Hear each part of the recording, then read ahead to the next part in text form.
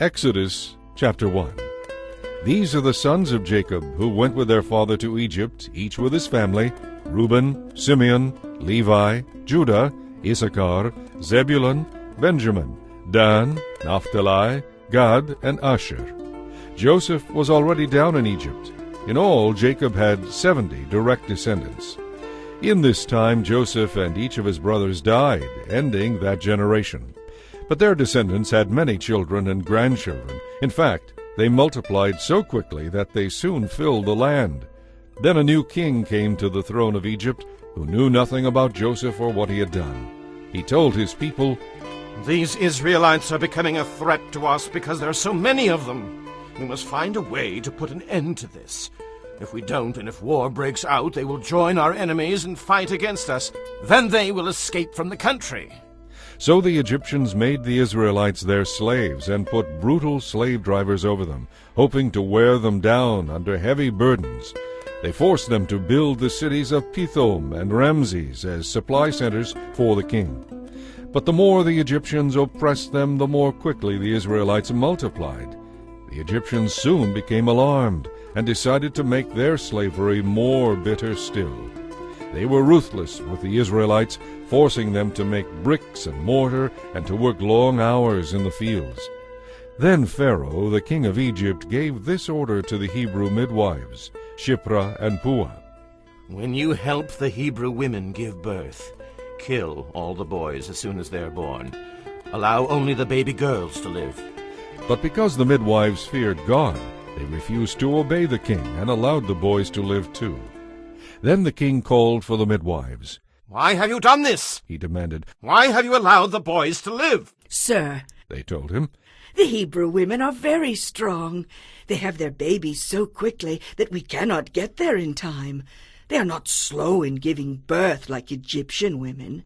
So God blessed the midwives, and the Israelites continued to multiply, growing more and more powerful. And because the midwives feared God, he gave them families of their own. Then Pharaoh gave this order to all his people: "Throw all the newborn Israelite boys into the Nile River, but you may spare the baby girls." Chapter 2. During this time a man and a woman from the tribe of Levi got married. The woman became pregnant and gave birth to a son. She saw what a beautiful baby he was, and kept him hidden for 3 months. But when she could no longer hide him, she got a little basket made of papyrus reeds and waterproofed it with tar and pitch. She put the baby in the basket and laid it among the reeds along the edge of the Nile River. The baby's sister then stood at a distance, watching to see what would happen to him. Soon after this, one of Pharaoh's daughters came down to bathe in the river, and her servant girls walked along the riverbank. When the princess saw the little basket among the reeds, she told one of her servant girls to get it for her. As the princess opened it, she found the baby boy. His helpless cries touched her heart. "He must be one of the Hebrew children," she said. Then the baby's sister approached the princess. "Should I go and find one of the Hebrew women to nurse the baby for you?" she asked. "Yes, do." The princess replied. So the girl rushed home and called the baby's mother. "Take this child home and nurse him for me. The princess told her. I will pay you for your help." So the baby's mother took her baby home and nursed him. Later, when he was older, the child's mother brought him back to the princess, who adopted him as her son. The princess named him Moses, for she said, "I drew him out of the water." Many years later, when Moses had grown up, he went out to visit his people, the Israelites, and he saw how hard they were forced to work. During his visit, he saw an Egyptian beating one of the Hebrew slaves. After looking around to make sure no one was watching, Moses killed the Egyptian and buried him in the sand. The next day, as Moses was out visiting his people again, he saw 2 Hebrew men fighting. "What are you doing, hitting your neighbor like that?" Moses said to the one in the wrong. "Who do you think you are?" The man replied. "Who appointed you to be our prince and judge? Do you plan to kill me as you killed that Egyptian yesterday?"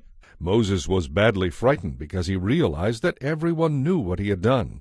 And sure enough, when Pharaoh heard about it, he gave orders to have Moses arrested and killed. But Moses fled from Pharaoh and escaped to the land of Midian. When Moses arrived in Midian, he sat down beside a well. Now it happened that the priest of Midian had 7 daughters who came regularly to this well to draw water and fill the water troughs for their father's flocks. But other shepherds would often come and chase the girls and their flocks away. This time, however, Moses came to their aid, rescuing the girls from the shepherds. Then he helped them draw water for their flocks.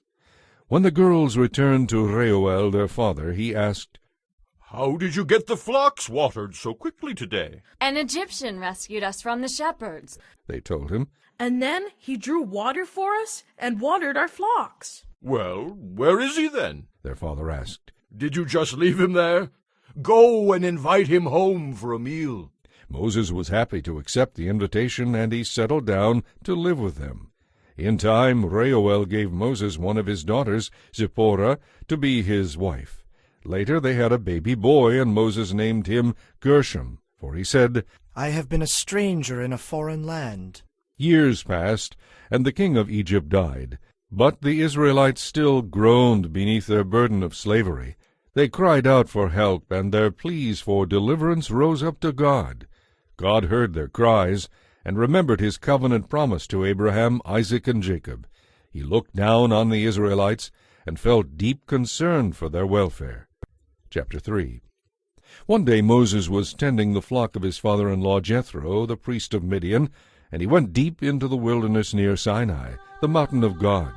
Suddenly, the angel of the Lord appeared to him as a blazing fire in a bush. Moses was amazed, because the bush was engulfed in flames, but it didn't burn up. Amazing! Moses said to himself. Why isn't that bush burning up? I must go over to see this. When the Lord saw that he had caught Moses' attention, God called to him from the bush, Moses, Moses. Here I am, Moses replied. Do not come any closer, God told him. Take off your sandals, for you are standing on holy ground. Then he said, I am the God of your ancestors, the God of Abraham, the God of Isaac, and the God of Jacob. When Moses heard this, he hid his face in his hands, because he was afraid to look at God. Then the Lord told him, You can be sure I have seen the misery of my people in Egypt. I have heard their cries for deliverance from their harsh slave drivers. Yes, I am aware of their suffering. So I have come to rescue them from the Egyptians and lead them out of Egypt into their own good and spacious land. It is a land flowing with milk and honey, the land where the Canaanites, Hittites, Amorites, Perizzites, Hivites, and Jebusites live. The cries of the people of Israel have reached me, and I have seen how the Egyptians have oppressed them with heavy tasks. Now go, for I am sending you to Pharaoh. You will lead my people, the Israelites, out of Egypt. But who am I to appear before Pharaoh? Moses asked God. How can you expect me to lead the Israelites out of Egypt? Then God told him, I will be with you, and this will serve as proof that I have sent you. When you have brought the Israelites out of Egypt, you will return here to worship God at this very mountain. But Moses protested, If I go to the people of Israel and tell them, The God of your ancestors has sent me to you, they won't believe me. They will ask, Which God are you talking about? What is his name? Then what should I tell them? God replied, I am the one who always is. Just tell them, I am, has sent me to you. God also said, Tell them, the Lord, the God of your ancestors, the God of Abraham, the God of Isaac, and the God of Jacob, has sent me to you. This will be my name forever. It has always been my name, and it will be used throughout all generations. Now go and call together all the leaders of Israel. Tell them, The Lord, the God of your ancestors, the God of Abraham, Isaac, and Jacob, appeared to me in a burning bush. He said, You can be sure that I am watching over you, and have seen what is happening to you in Egypt. I promise to rescue you from the oppression of the Egyptians. I will lead you to the land now occupied by the Canaanites, Hittites, Amorites, Perizzites, Hivites, and Jebusites, a land flowing with milk and honey. The leaders of the people of Israel will accept your message. Then all of you must go straight to the king of Egypt and tell him, The Lord, the God of the Hebrews, has met with us. Let us go on a 3-day journey into the wilderness to offer sacrifices to the Lord our God. But I know that the king of Egypt will not let you go, except under heavy pressure. So I will reach out and strike at the heart of Egypt with all kinds of miracles. Then at last he will let you go. I will see to it that the Egyptians treat you well. They will load you down with gifts, so you will not leave empty-handed. The Israelite women will ask for silver and gold jewelry and fine clothing from their Egyptian neighbors and their neighbors' guests. With this clothing you will dress your sons and daughters. In this way you will plunder the Egyptians. Chapter 4. But Moses protested again. Look, they won't believe me. They won't do what I tell them. They just say, "The Lord never appeared to you." Then the Lord asked him, "What do you have there in your hand?" "A shepherd's staff," Moses replied. "Throw it down on the ground," the Lord told him. So Moses threw it down, and it became a snake. Moses was terrified, so he turned and ran away. Then the Lord told him, "Take hold of its tail." So Moses reached out and grabbed it, and it became a shepherd's staff again. "Perform this sign, and they will believe you," the Lord told him. "Then they will realize that the Lord, the God of their ancestors, the God of Abraham, the God of Isaac, and the God of Jacob, really has appeared to you." Then the Lord said to Moses, "Put your hand inside your robe." Moses did so, and when he took it out again, his hand was white as snow with leprosy. "Now put your hand back into your robe again," the Lord said. Moses did, and when he took it out this time, it was as healthy as the rest of his body. "If they do not believe the first miraculous sign, they will believe the second," the Lord said. "And if they do not believe you even after these 2 signs, then take some water from the Nile River and pour it out on the dry ground. When you do, it will turn into blood." But Moses pleaded with the Lord, "O Lord, I'm just not a good speaker. I never have been, and I'm not now, even after you have spoken to me. I'm clumsy with words." "Who makes mouths?" the Lord asked him. "Who makes people so they can speak or not speak, hear or not hear, see or not see? Is it not I, the Lord? Now go and do as I have told you. I will help you speak well, and I will tell you what to say." But Moses again pleaded, "Lord, please, send someone else." Then the Lord became angry with Moses. "All right," he said, "what about your brother Aaron, the Levite? He is a good speaker, and look, he is on his way to meet you now. And when he sees you, he will be very glad. You will talk to him, giving him the words to say. I will help both of you to speak clearly, and I will tell you what to do. Aaron will be your spokesman to the people, and you will be as God to him, telling him what to say.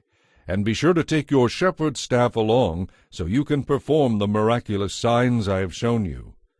Then Moses went back home and talked it over with Jethro, his father-in-law. "With your permission," Moses said, "I would like to go back to Egypt to visit my family. I don't even know whether they are still alive." "Go with my blessing," Jethro replied. Before Moses left Midian, the Lord said to him, "Do not be afraid to return to Egypt, for all those who wanted to kill you are dead." So Moses took his wife and sons, put them on a donkey, and headed back to the land of Egypt. In his hand he carried the staff of God. Then the Lord reminded him, "When you arrive back in Egypt, go to Pharaoh and perform the miracles I have empowered you to do. But I will make him stubborn, so he will not let the people go. Then you will tell him, 'This is what the Lord says. Israel is my firstborn son. I commanded you to let him go, so he could worship me. But since you have refused, be warned. I will kill your firstborn son.'"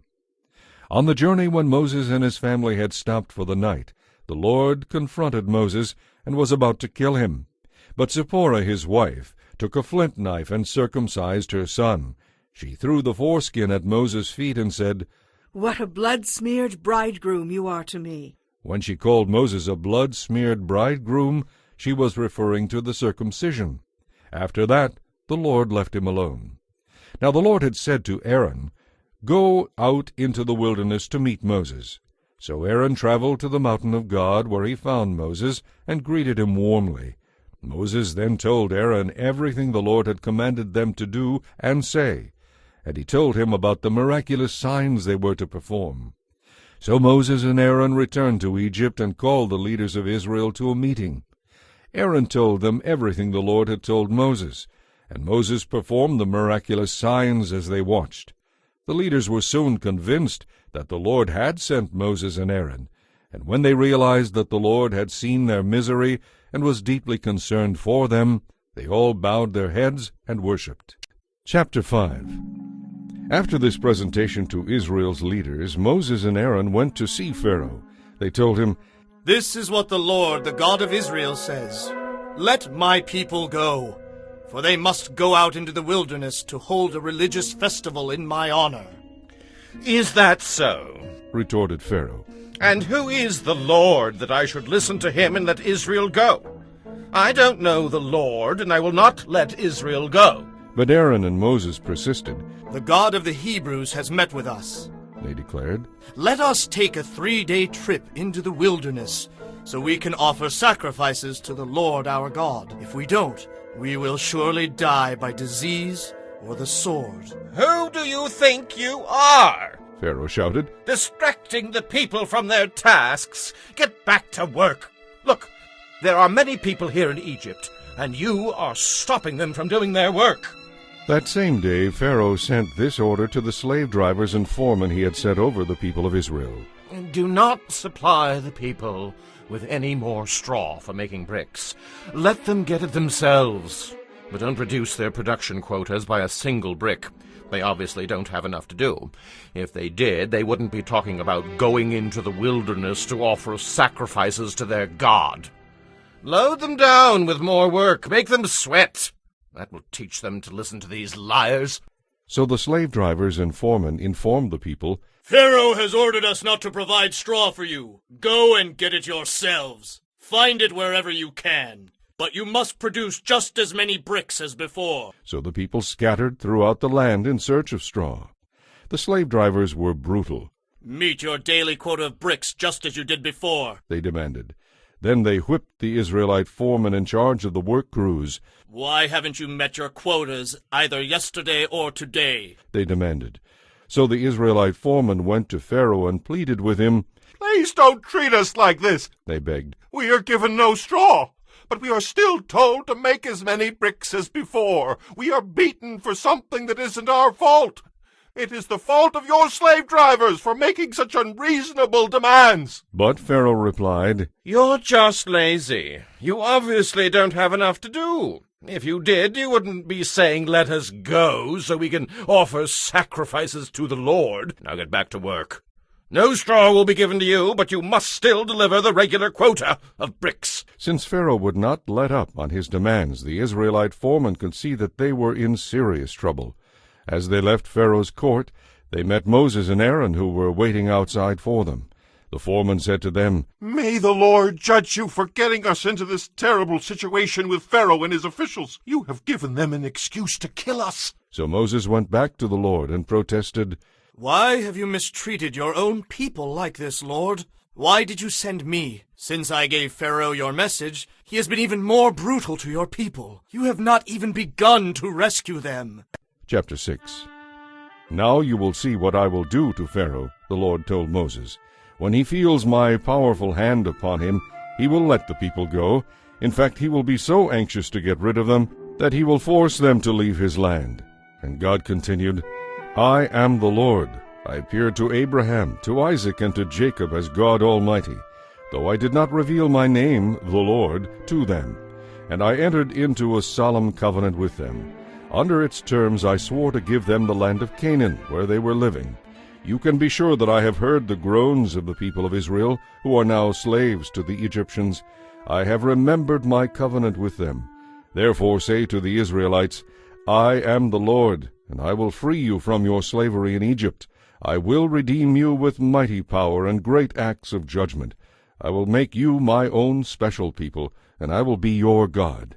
And you will know that I am the Lord your God, who has rescued you from your slavery in Egypt. I will bring you into the land I swore to give to Abraham, Isaac, and Jacob. It will be your very own property. I am the Lord.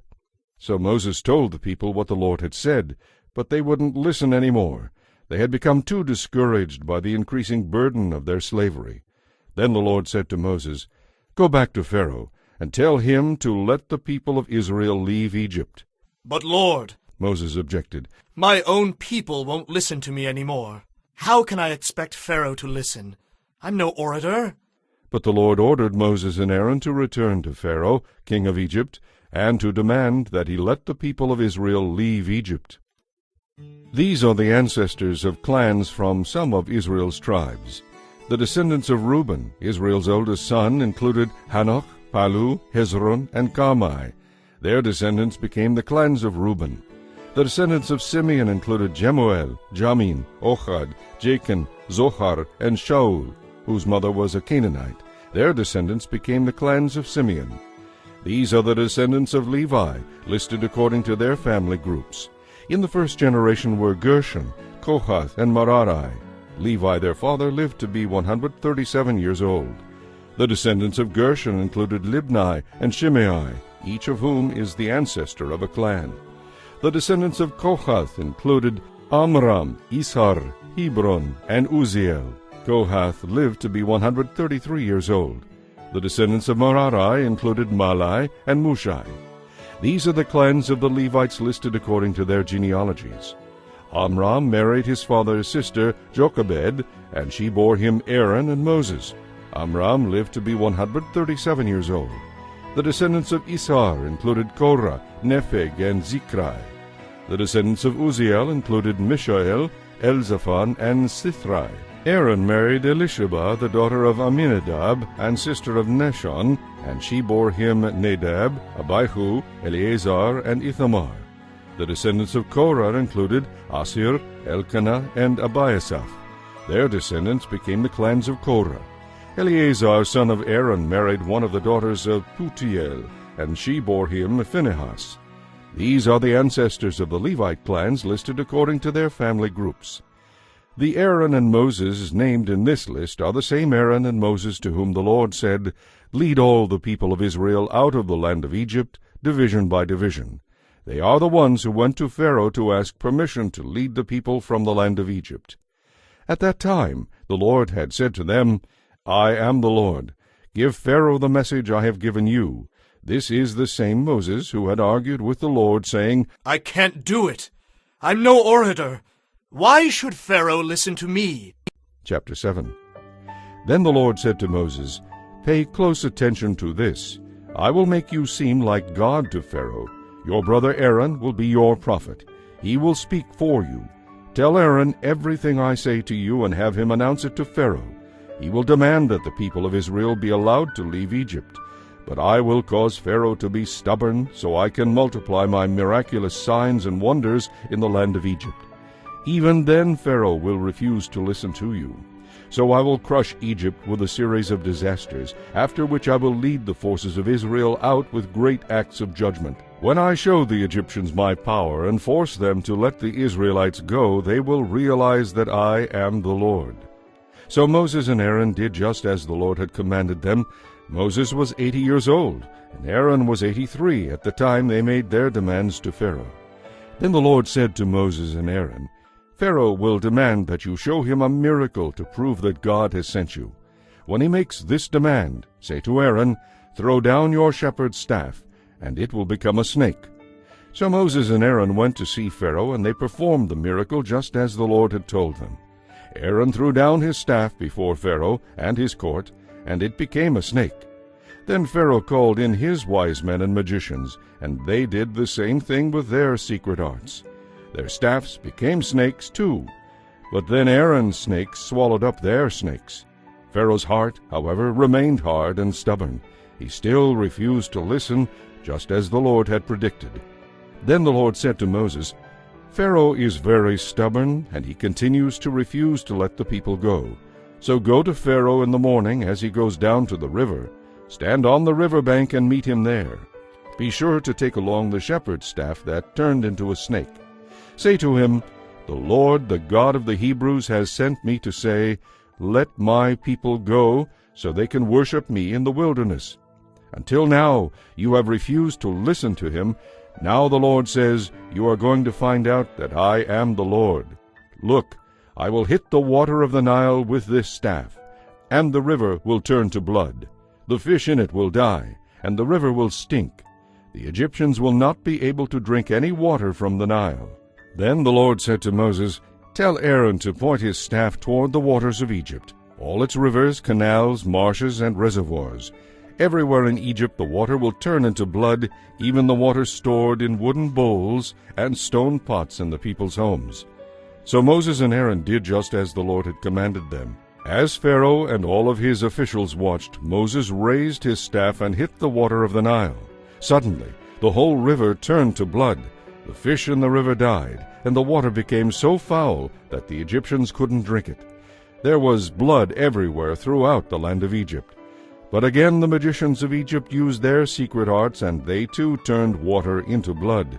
So Pharaoh's heart remained hard and stubborn.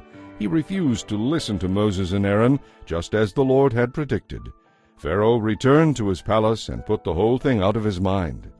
Then the Egyptians dug wells along the riverbank to get drinking water, for they couldn't drink from the river. An entire week passed from the time the Lord turned the water of the Nile to blood. Chapter 8. Then the Lord said to Moses, Go to Pharaoh once again and tell him, This is what the Lord says, Let my people go so they can worship me. If you refuse, then listen carefully to this.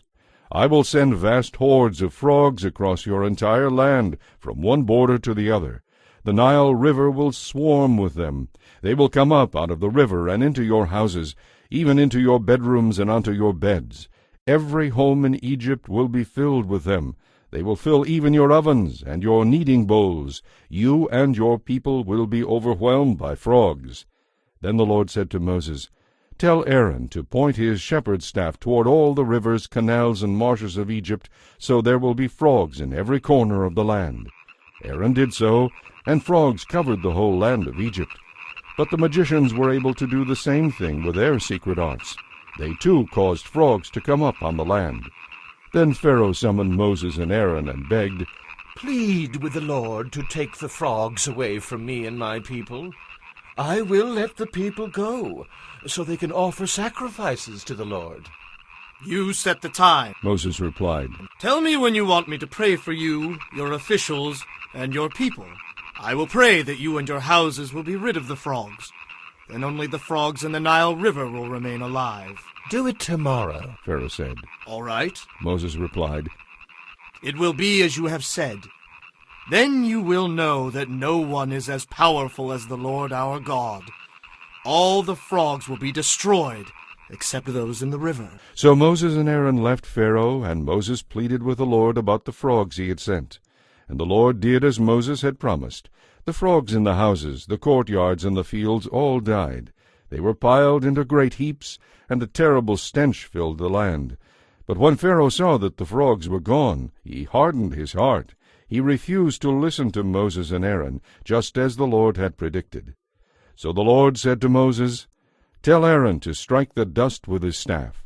The dust will turn into swarms of gnats throughout the land of Egypt. So Moses and Aaron did just as the Lord had commanded them. Suddenly gnats infested the entire land, covering the Egyptians and their animals. All the dust in the land of Egypt turned into gnats. Pharaoh's magicians tried to do the same thing with their secret arts, but this time they failed, and the gnats covered all the people and animals. This is the finger of God, the magicians exclaimed to Pharaoh. But Pharaoh's heart remained hard and stubborn. He wouldn't listen to them, just as the Lord had predicted. Next the Lord told Moses, Get up early in the morning and meet Pharaoh as he goes down to the river. Say to him, This is what the Lord says, Let my people go so they can worship me. If you refuse, I will send swarms of flies throughout Egypt. Your homes will be filled with them, and the ground will be covered with them. But it will be very different in the land of Goshen, where the Israelites live. No flies will be found there. Then you will know that I am the Lord, and that I have power even in the heart of your land. I will make a clear distinction between your people and my people. This miraculous sign will happen tomorrow. And the Lord did just as he had said. There were terrible swarms of flies in Pharaoh's palace and in every home in Egypt. The whole country was thrown into chaos by the flies. Pharaoh hastily called for Moses and Aaron. All right, Go ahead and offer sacrifices to your God, he said. but do it here in this land. Don't go out into the wilderness. But Moses replied, That won't do. The Egyptians would detest the sacrifices that we offer to the Lord our God. If we offer them here where they can see us, they will be sure to stone us. We must take a 3-day trip into the wilderness to offer sacrifices to the Lord our God, just as he has commanded us. All right, go ahead. Pharaoh replied. I will let you go to offer sacrifices to the Lord your God in the wilderness, but don't go too far away. Now hurry and pray for me. As soon as I go, Moses said, I will ask the Lord to cause the swarms of flies to disappear from you and all your people. But I am warning you, don't change your mind again and refuse to let the people go to sacrifice to the Lord. So Moses left Pharaoh and asked the Lord to remove all the flies. And the Lord did as Moses asked, and caused the swarms to disappear. Not a single fly remained in the land. But Pharaoh hardened his heart again, and refused to let the people go. Chapter 9. Go back to Pharaoh, the Lord commanded Moses. Tell him, this is what the Lord, the God of the Hebrews, says. Let my people go so they can worship me. If you continue to oppress them and refuse to let them go, the Lord will send a deadly plague to destroy your horses, donkeys, camels, cattle, and sheep. But the Lord will again make a distinction between the property of the Israelites and that of the Egyptians. Not a single one of Israel's livestock will die. The Lord announced that he would send the plague the very next day, and he did it just as he had said. The next morning all the livestock of the Egyptians began to die. But the Israelites didn't lose a single animal from their flocks and herds. Pharaoh sent officials to see whether it was true that none of the Israelites' animals were dead. But even after he found it to be true, his heart remained stubborn. He still refused to let the people go. Then the Lord said to Moses and Aaron, Take soot from a furnace, and have Moses toss it into the sky while Pharaoh watches. It will spread like fine dust over the whole land of Egypt, causing boils to break out on people and animals alike. So they gathered soot from a furnace and went to see Pharaoh. As Pharaoh watched, Moses tossed the soot into the air, and terrible boils broke out on the people and animals throughout Egypt. Even the magicians were unable to stand before Moses, because the boils had broken out on them too. But the Lord made Pharaoh even more stubborn, and he refused to listen, just as the Lord had predicted. Then the Lord said to Moses, Get up early in the morning. Go to Pharaoh and tell him, The Lord, the God of the Hebrews, says, Let my people go, so they can worship me. If you don't, I will send a plague that will really speak to you and your officials and all the Egyptian people. I will prove to you that there is no other God like me in all the earth. I could have killed you all by now. I could have attacked you with a plague that would have wiped you from the face of the earth. But I have let you live for this reason, that you might see my power, and that my fame might spread throughout the earth. But you are still lording it over my people, and you refuse to let them go. So tomorrow at this time I will send a hailstorm worse than any in all of Egypt's history. Quick, order your livestock and servants to come in from the fields. Every person or animal left outside will die beneath the hail. Some of Pharaoh's officials believed what the Lord said. They immediately brought their livestock and servants in from the fields. But those who had no respect for the word of the Lord left them out in the open. Then the Lord said to Moses, Lift your hand toward the sky, and cause the hail to fall throughout Egypt, on the people, the animals, and the crops. So Moses lifted his staff toward the sky, and the Lord sent thunder and hail, and lightning struck the earth. The Lord sent a tremendous hailstorm against all the land of Egypt. Never in all the history of Egypt had there been a storm like that, with such severe hail and continuous lightning. It left all of Egypt in ruins. Everything left in the fields was destroyed, people, animals, and crops alike. Even all the trees were destroyed. The only spot in all Egypt without hail that day was the land of Goshen, where the people of Israel lived. Then Pharaoh urgently sent for Moses and Aaron. I finally admit my fault, he confessed. The Lord is right, and my people and I are wrong. Please beg the Lord to end this terrifying thunder and hail. I will let you go at once. All right, Moses replied. as soon as I leave the city, I will lift my hands and pray to the Lord. Then the thunder and hail will stop. This will prove to you that the earth belongs to the Lord. But as for you and your officials, I know that you still do not fear the Lord God as you should. All the flax and barley were destroyed because the barley was ripe and the flax was in bloom. But the wheat and the spelt were not destroyed because they had not yet sprouted from the ground. So Moses left Pharaoh and went out of the city. As he lifted his hands to the Lord, all at once the thunder and hail stopped, and the downpour ceased. When Pharaoh saw this, he and his officials sinned yet again by stubbornly refusing to do as they had promised. Pharaoh refused to let the people leave, just as the Lord had predicted. Chapter 10. Then the Lord said to Moses, "Return to Pharaoh and again make your demands. I have made him and his officials stubborn so I can continue to display my power by performing miraculous signs among them. You will be able to tell wonderful stories to your children and grandchildren about the marvelous things I am doing among the Egyptians to prove that I am the Lord." So Moses and Aaron went to Pharaoh and said, This is what the Lord, the God of the Hebrews, says. How long will you refuse to submit to me? Let my people go so they can worship me. If you refuse, watch out, for tomorrow I will cover the whole country with locusts. There will be so many that you won't be able to see the ground. They will devour everything that escaped the hailstorm, including all the trees in the fields. They will overrun your palaces and the homes of your officials and all the houses of Egypt. Never in the history of Egypt has there been a plague like this one. And with that Moses turned and walked out. The court officials now came to Pharaoh and appealed to him. How long will you let these disasters go on? Please let the Israelites go to serve the Lord their God. Don't you realize that Egypt lies in ruins? So Moses and Aaron were brought back to Pharaoh.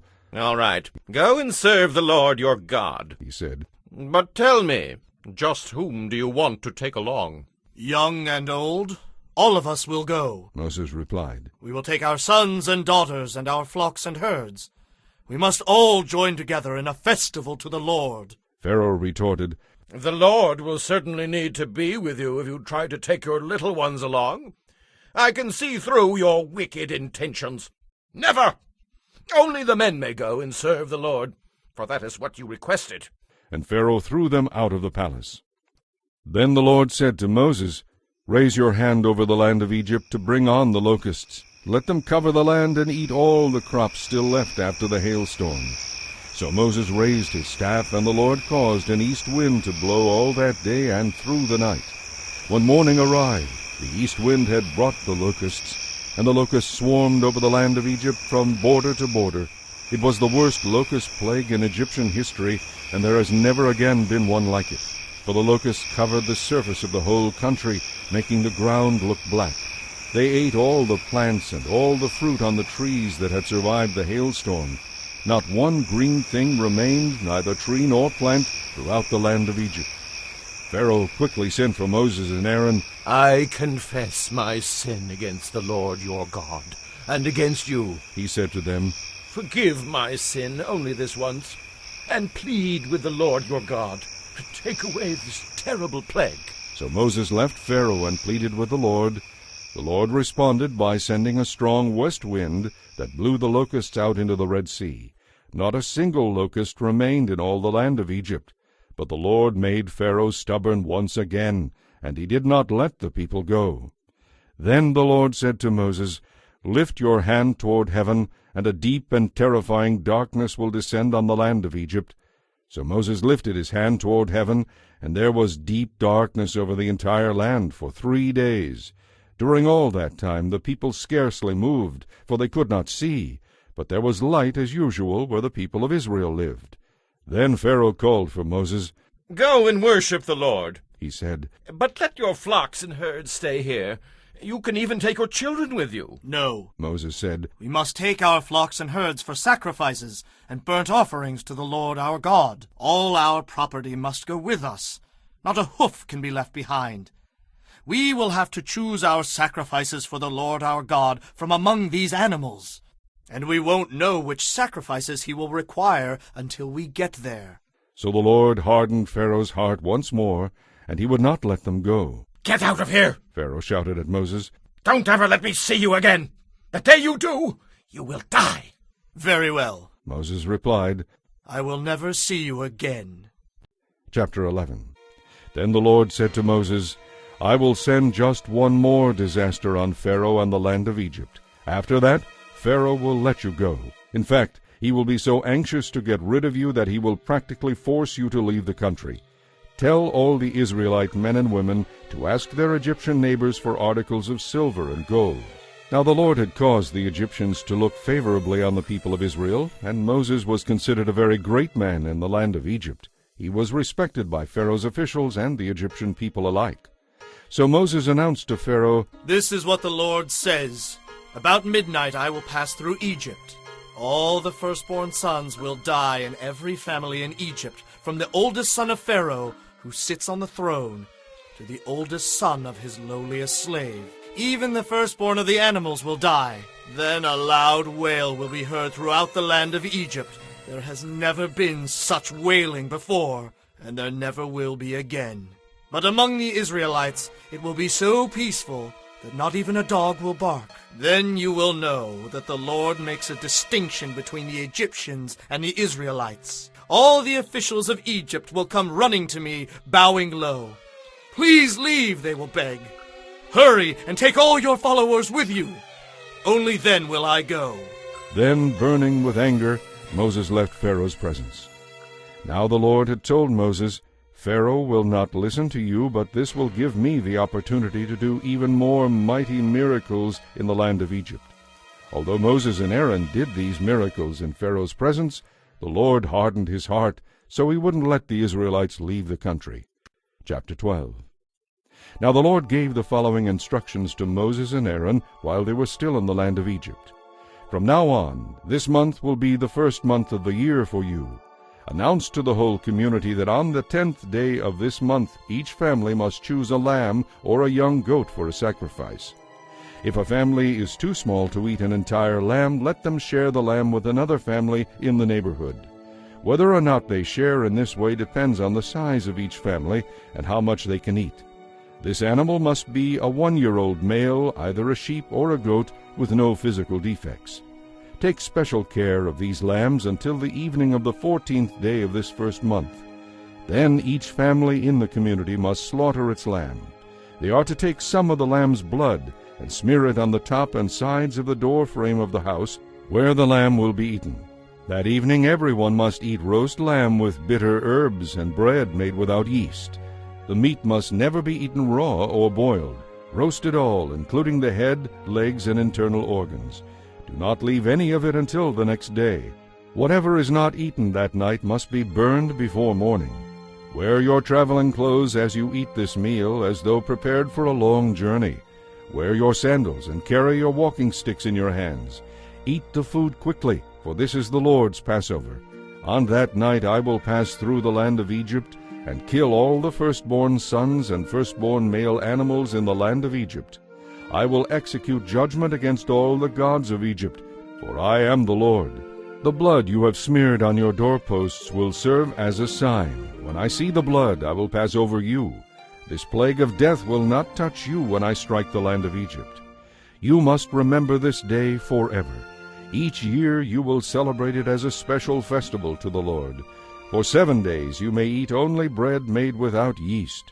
On the very first day you must remove every trace of yeast from your homes. Anyone who eats bread made with yeast at any time during the 7 days of the festival will be cut off from the community of Israel. On the first day of the festival, and again on the 7th day, all the people must gather for a time of special worship. No work of any kind may be done on these days, except in the preparation of food. Celebrate this festival of unleavened bread, for it will remind you that I brought your forces out of the land of Egypt on this very day. This festival will be a permanent regulation for you, to be kept from generation to generation. Only bread without yeast may be eaten from the evening of the 14th day of the month until the evening of the 21st day of the month. During those 7 days there must be no trace of yeast in your homes. Anyone who eats anything made with yeast during this week will be cut off from the community of Israel. These same regulations apply to the foreigners living with you, as if they had been born among you. I repeat, during those days you must not eat anything made with yeast. Wherever you live, eat only bread that has no yeast in it." Then Moses called for the leaders of Israel and said, "Tell each of your families to slaughter the lamb they have set apart for the Passover. Drain each lamb's blood into a basin.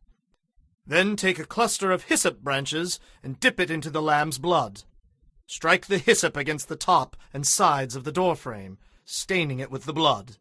And remember, no one is allowed to leave the house until morning, for the Lord will pass through the land and strike down the Egyptians. But when he sees the blood on the top and sides of the doorframe, the Lord will pass over your home.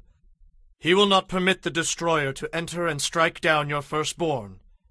Remember, these instructions are permanent and must be observed by you and your descendants forever. When you arrive in the land the Lord has promised to give you, you will continue to celebrate this festival. Then your children will ask, 'What does all this mean? What is this ceremony about?' And you will reply, 'It is the celebration of the Lord's Passover, for he passed over the homes of the Israelites in Egypt.'" And though he killed the Egyptians, he spared our families and did not destroy us. Then all the people bowed their heads and worshipped. So the people of Israel did just as the Lord had commanded through Moses and Aaron, and at midnight the Lord killed all the firstborn sons in the land of Egypt, from the firstborn son of Pharaoh who sat on the throne, to the firstborn son of the captive in the dungeon. Even the firstborn of their livestock were killed. Pharaoh and his officials and all the people of Egypt woke up during the night, and loud wailing was heard throughout the land of Egypt. There was not a single house where someone had not died. Pharaoh sent for Moses and Aaron during the night. "Leave us!" He cried. "Go away, all of you! Go and serve the Lord as you have requested. Take your flocks and herds and be gone! Go! But give me a blessing as you leave." All the Egyptians urged the people of Israel to get out of the land as quickly as possible, for they thought, "We will all die." The Israelites took with them their bread dough made without yeast. They wrapped their kneading bowls in their spare clothing and carried them on their shoulders. And the people of Israel did as Moses had instructed, and asked the Egyptians for clothing and articles of silver and gold.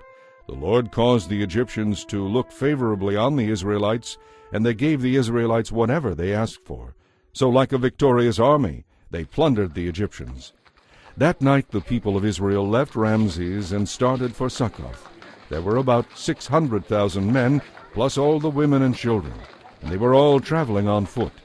Many people who were not Israelites went with them, along with the many flocks and herds. Whenever they stopped to eat, they baked bread from the yeastless dough they had brought from Egypt. It was made without yeast, because the people were rushed out of Egypt and had no time to wait for bread to rise. The people of Israel had lived in Egypt for 430 years. In fact, it was on the last day of the 430th year that all the Lord's forces left the land. This night had been reserved by the Lord to bring his people out from the land of Egypt, so this same night now belongs to him. It must be celebrated every year from generation to generation to remember the Lord's deliverance. Then the Lord said to Moses and Aaron, "These are the regulations for the festival of Passover. No foreigners are allowed to eat the Passover lamb, but any slave who has been purchased may eat it if he has been circumcised. Hired servants and visiting foreigners may not eat it. All who eat the lamb must eat it together in one house. You must not carry any of its meat outside, and you may not break any of its bones. The whole community of Israel must celebrate this festival at the same time. If there are foreigners living among you who want to celebrate the Lord's Passover, let all the males be circumcised. Then they may come and celebrate the Passover with you. They will be treated just as if they had been born among you. But an uncircumcised male may never eat of the Passover lamb. This law applies to everyone, whether a native-born Israelite or a foreigner who has settled among you." So the people of Israel followed all the Lord's instructions to Moses and Aaron. And that very day the Lord began to lead the people of Israel out of Egypt, division by division. Chapter 13. Then the Lord said to Moses, Dedicate to me all the firstborn sons of Israel, and every firstborn male animal. They are mine. So Moses said to the people, This is a day to remember forever, the day you left Egypt, the place of your slavery. For the Lord has brought you out by his mighty power. Remember, you are not to use any yeast. This day in early spring will be the anniversary of your exodus. You must celebrate this day when the Lord brings you into the land of the Canaanites, Hittites, Amorites, Hivites, and Jebusites. This is the land he swore to give your ancestors, a land flowing with milk and honey. For 7 days you will eat only bread without yeast, and on the 7th day you will celebrate a great feast to the Lord. Eat only bread without yeast during those 7 days. In fact, there must be no yeast in your homes or anywhere within the borders of your land during this time. During these festival days each year, you must explain to your children why you are celebrating. Say to them, "This is a celebration of what the Lord did for us when we left Egypt." This annual festival will be a visible reminder to you, like a mark branded on your hands or your forehead. Let it remind you always to keep the Lord's instructions in your minds and on your lips. After all, it was the Lord who rescued you from Egypt with great power. So celebrate this festival at the appointed time each year. And remember these instructions when the Lord brings you into the land he swore to give your ancestors long ago, the land where the Canaanites are now living. All firstborn sons and firstborn male animals must be presented to the Lord. A firstborn male donkey may be redeemed from the Lord by presenting a lamb in its place. But if you decide not to make the exchange, the donkey must be killed by breaking its neck. However, you must redeem every firstborn son. And in the future, your children will ask you, "What does all this mean?" Then you will tell them, "With mighty power the Lord brought us out of Egypt from our slavery. Pharaoh refused to let us go, so the Lord killed all the firstborn males throughout the land of Egypt, both people and animals. That is why we now offer all the firstborn males to the Lord, except that the firstborn sons are always redeemed. Again I say, this ceremony will be like a mark branded on your hands or your forehead.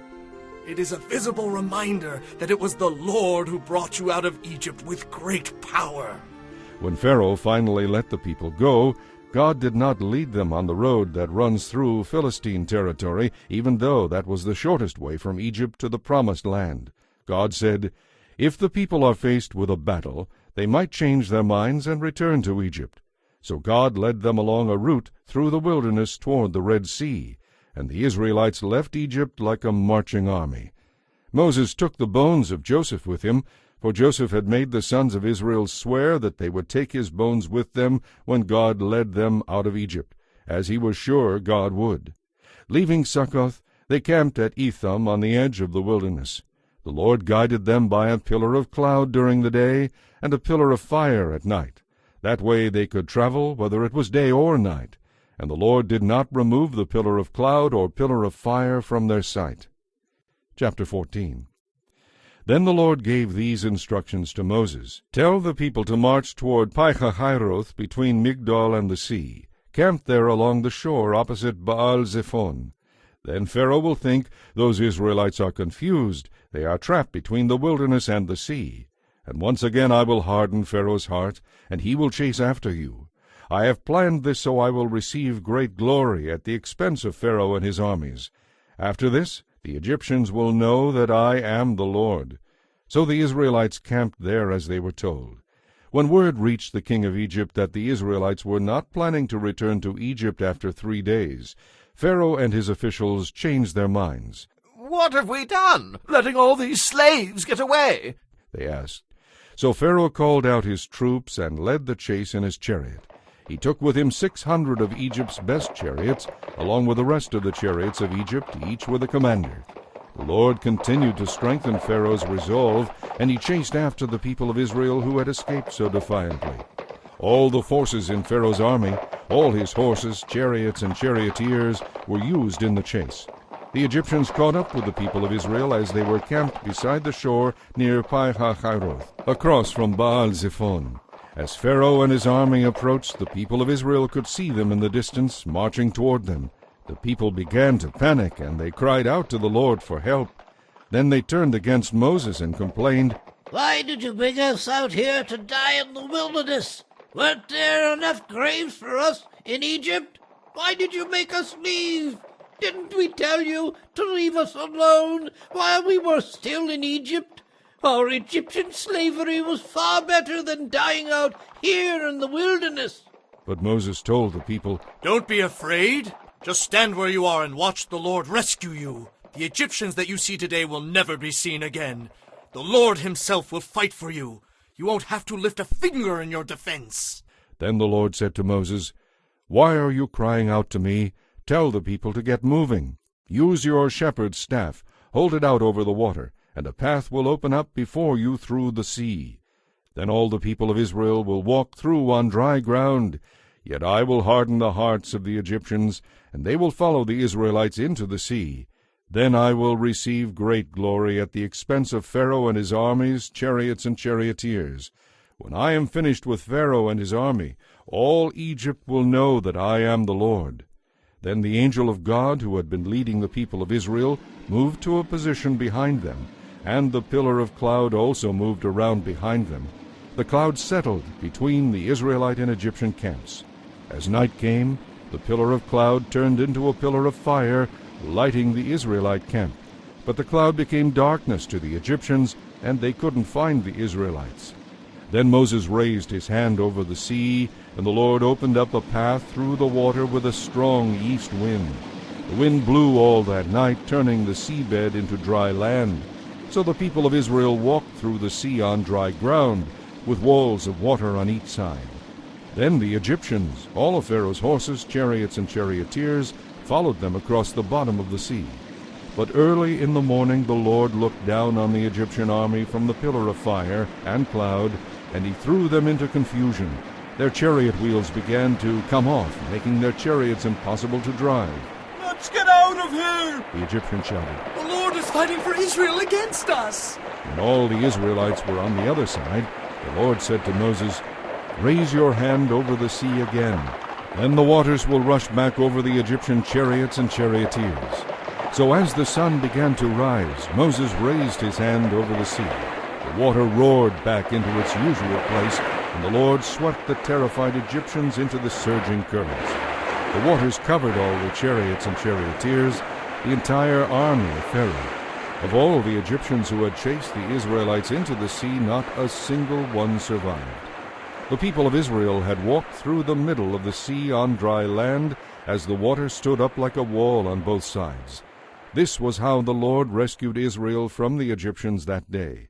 And the Israelites could see the bodies of the Egyptians washed up on the shore. When the people of Israel saw the mighty power that the Lord had displayed against the Egyptians, they feared the Lord and put their faith in him and his servant Moses. Chapter 15. Then Moses and the people of Israel sang this song to the Lord. I will sing to the Lord, for he has triumphed gloriously. He has thrown both horse and rider into the sea. The Lord is my strength and my song. He has become my victory. He is my God, and I will praise him. He is my father's God, and I will exalt him. The Lord is a warrior. Yes, the Lord is his name. Pharaoh's chariots and armies he has thrown into the sea. The very best of Pharaoh's officers have been drowned in the Red Sea. The deep waters have covered them. They sank to the bottom like a stone. Your right hand, O Lord, is glorious in power. Your right hand, O Lord, dashes the enemy to pieces. In the greatness of your majesty, you overthrew those who rose against you. Your anger flashed forth. It consumed them as fire burns straw. At the blast of your breath, the waters piled up. The surging waters stood straight like a wall. In the middle of the sea, the waters became hard. The enemy said, I will chase them, catch up with them, and destroy them. I will divide the plunder, avenging myself against them. I will unsheathe my sword, my power will destroy them. But with a blast of your breath, the sea covered them. They sank like lead in the mighty waters. Who else among the gods is like you, O Lord? Who is glorious in holiness like you, so awesome in splendor, performing such wonders? You raised up your hand, and the earth swallowed our enemies. With unfailing love you will lead this people whom you have ransomed.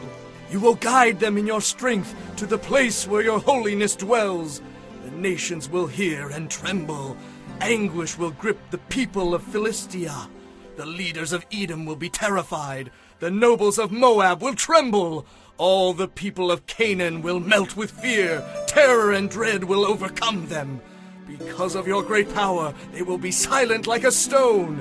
Until your people pass by, O Lord. Until the people whom you purchased pass by.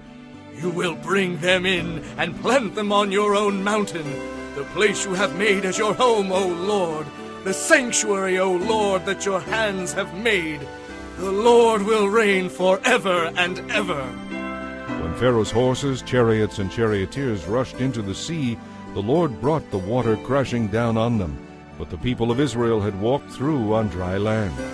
Then Miriam, the prophet, Aaron's sister, took a tambourine and led all the women in rhythm and dance. And Miriam sang this song: I will sing to the Lord, for he has triumphed gloriously. He has thrown both horse and rider into the sea. Then Moses led the people of Israel away from the Red Sea, and they moved out into the Shur desert.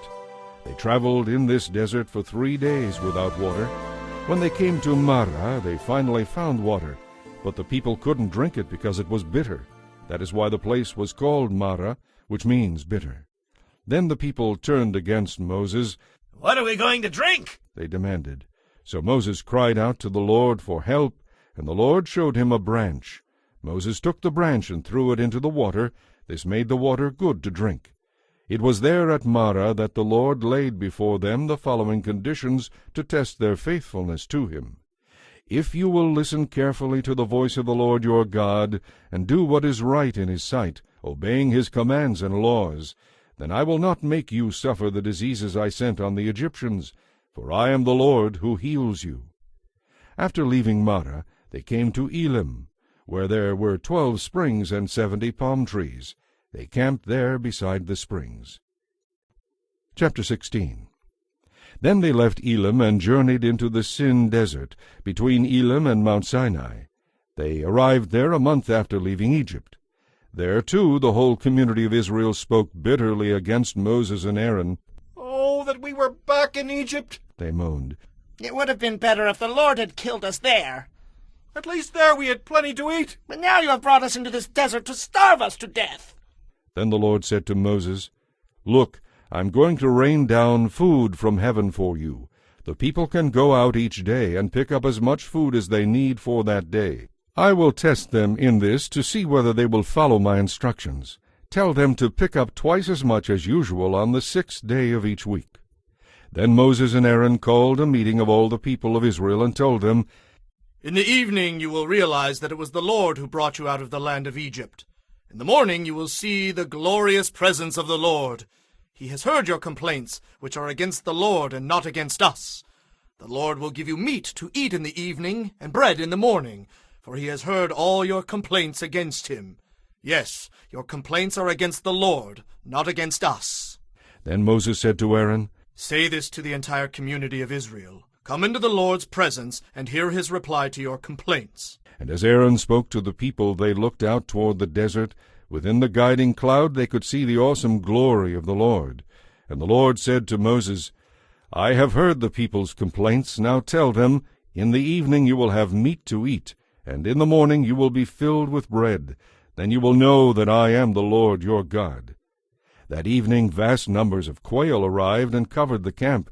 The next morning the desert all around the camp was wet with dew.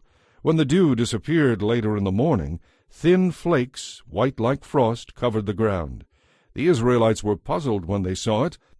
What is it? They asked. And Moses told them, It is the food the Lord has given you.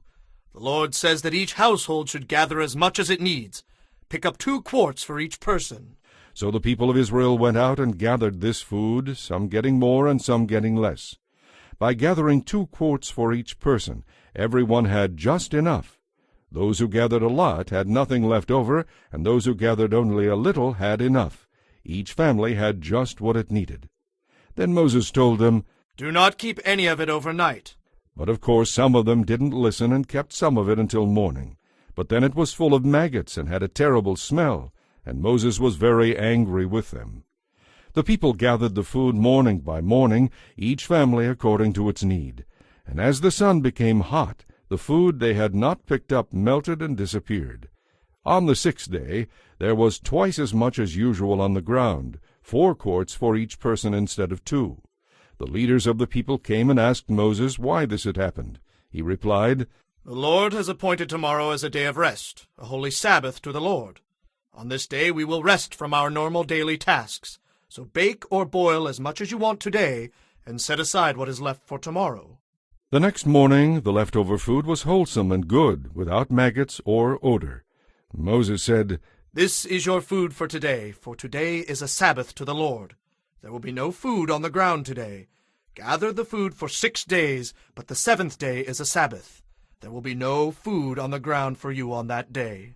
Some of the people went out anyway to gather food, even though it was the Sabbath day, but there was none to be found.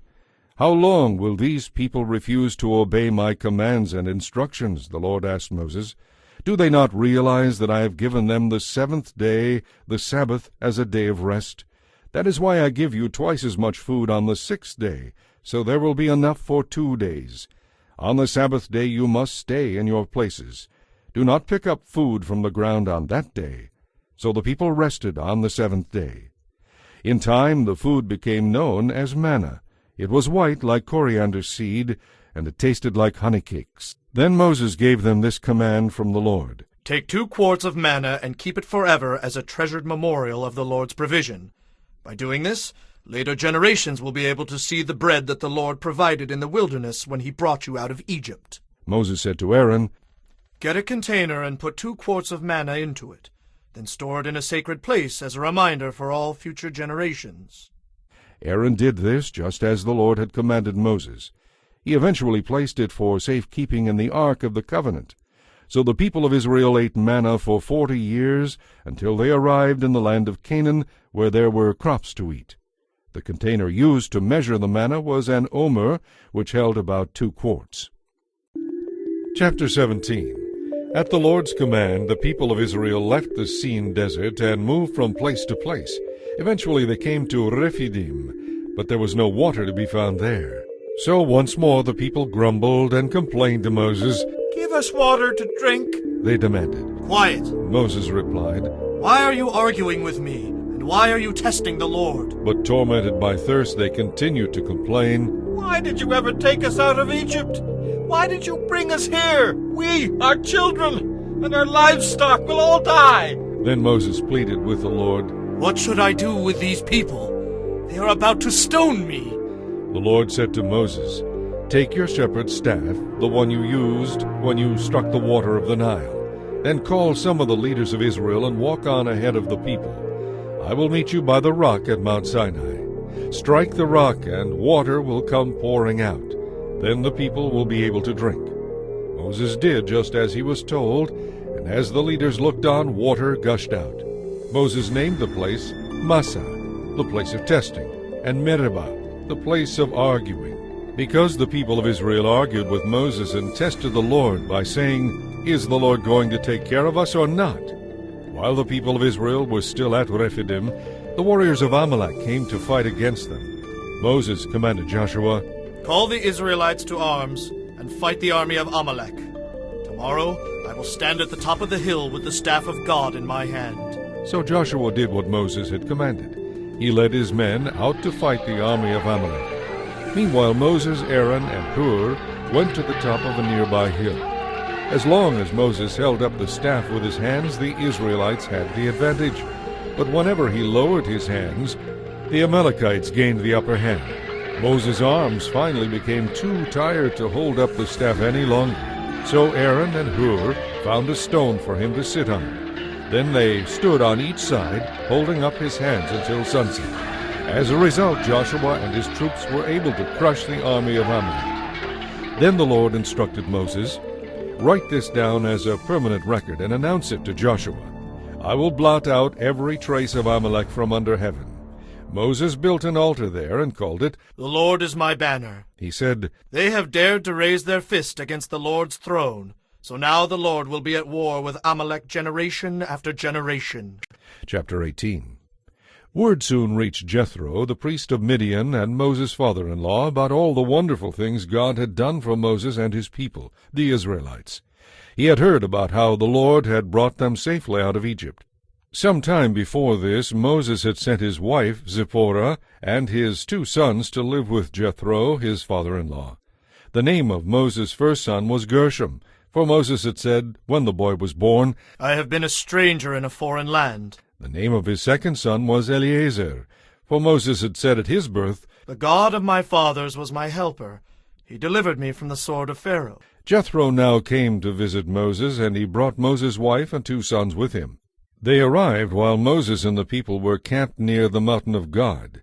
Moses was told, Jethro, your father-in-law, has come to visit you. Your wife and your 2 sons are with him. So Moses went out to meet his father-in-law. He bowed to him respectfully and greeted him warmly. They asked about each other's health, and then went to Moses' tent to talk further. Moses told his father-in-law about everything the Lord had done to rescue Israel from Pharaoh and the Egyptians. He also told him about the problems they had faced along the way, and how the Lord had delivered his people from all their troubles. Jethro was delighted when he heard about all that the Lord had done for Israel as he brought them out of Egypt. Praise be to the Lord, Jethro said, for he has saved you from the Egyptians and from Pharaoh. He has rescued Israel from the power of Egypt. I know now that the Lord is greater than all other gods, because his people have escaped from the proud and cruel Egyptians. Then Jethro presented a burnt offering and gave sacrifices to God. As Jethro was doing this, Aaron and the leaders of Israel came out to meet him. They all joined him in a sacrificial meal in God's presence. The next day Moses sat as usual to hear the people's complaints against each other. They were lined up in front of him from morning till evening. When Moses' father-in-law saw all that Moses was doing for the people, he said, Why are you trying to do all this alone? The people have been standing here all day to get your help. Moses replied, Well, the people come to me to seek God's guidance. When an argument arises, I am the one who settles the case. I inform the people of God's decisions and teach them his laws and instructions. This is not good, his father-in-law exclaimed. You're going to wear yourself out, and the people too. This job is too heavy a burden for you to handle all by yourself. Now, let me give you a word of advice, and may God be with you. You should continue to be the people's representative before God, bringing him their questions to be decided. You should tell them God's decisions, teach them God's laws and instructions, and show them how to conduct their lives. But find some capable, honest men who fear God and hate bribes. Appoint them as judges over groups of 1,000, 150, and 10. These men can serve the people, resolving all the ordinary cases. Anything that is too important or too complicated can be brought to you, but they can take care of the smaller matters themselves. They will help you carry the load, making the task easier for you. If you follow this advice, and if God directs you to do so, then you will be able to endure the pressures, and all these people will go home in peace. Moses listened to his father-in-law's advice and followed his suggestions.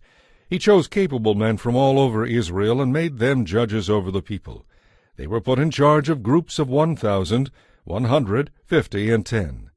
These men were constantly available to administer justice. They brought the hard cases to Moses, but they judged the smaller matters themselves. Soon after this, Moses said goodbye to his father-in-law, who returned to his own land. Chapter 19. The Israelites arrived in the wilderness of Sinai exactly 2 months after they left Egypt. After breaking camp at Rephidim, they came to the base of Mount Sinai and set up camp there. Then Moses climbed the mountain to appear before God. The Lord called out to him from the mountain and said, Give these instructions to the descendants of Jacob, the people of Israel. You have seen what I did to the Egyptians. You Know how I brought you to myself and carried you on eagle's wings. Now if you will obey me and keep my covenant, you will be my own special treasure from among all the nations of the earth. For all the earth belongs to me, and you will be to me a kingdom of priests, my holy nation. Give this message to the Israelites.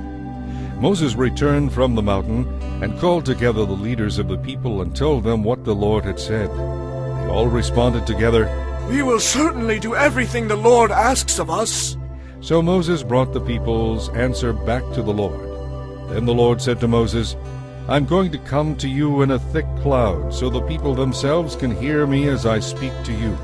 Then they will always have confidence in you. Moses told the Lord what the people had said. Then the Lord told Moses, Go down and prepare the people for my visit.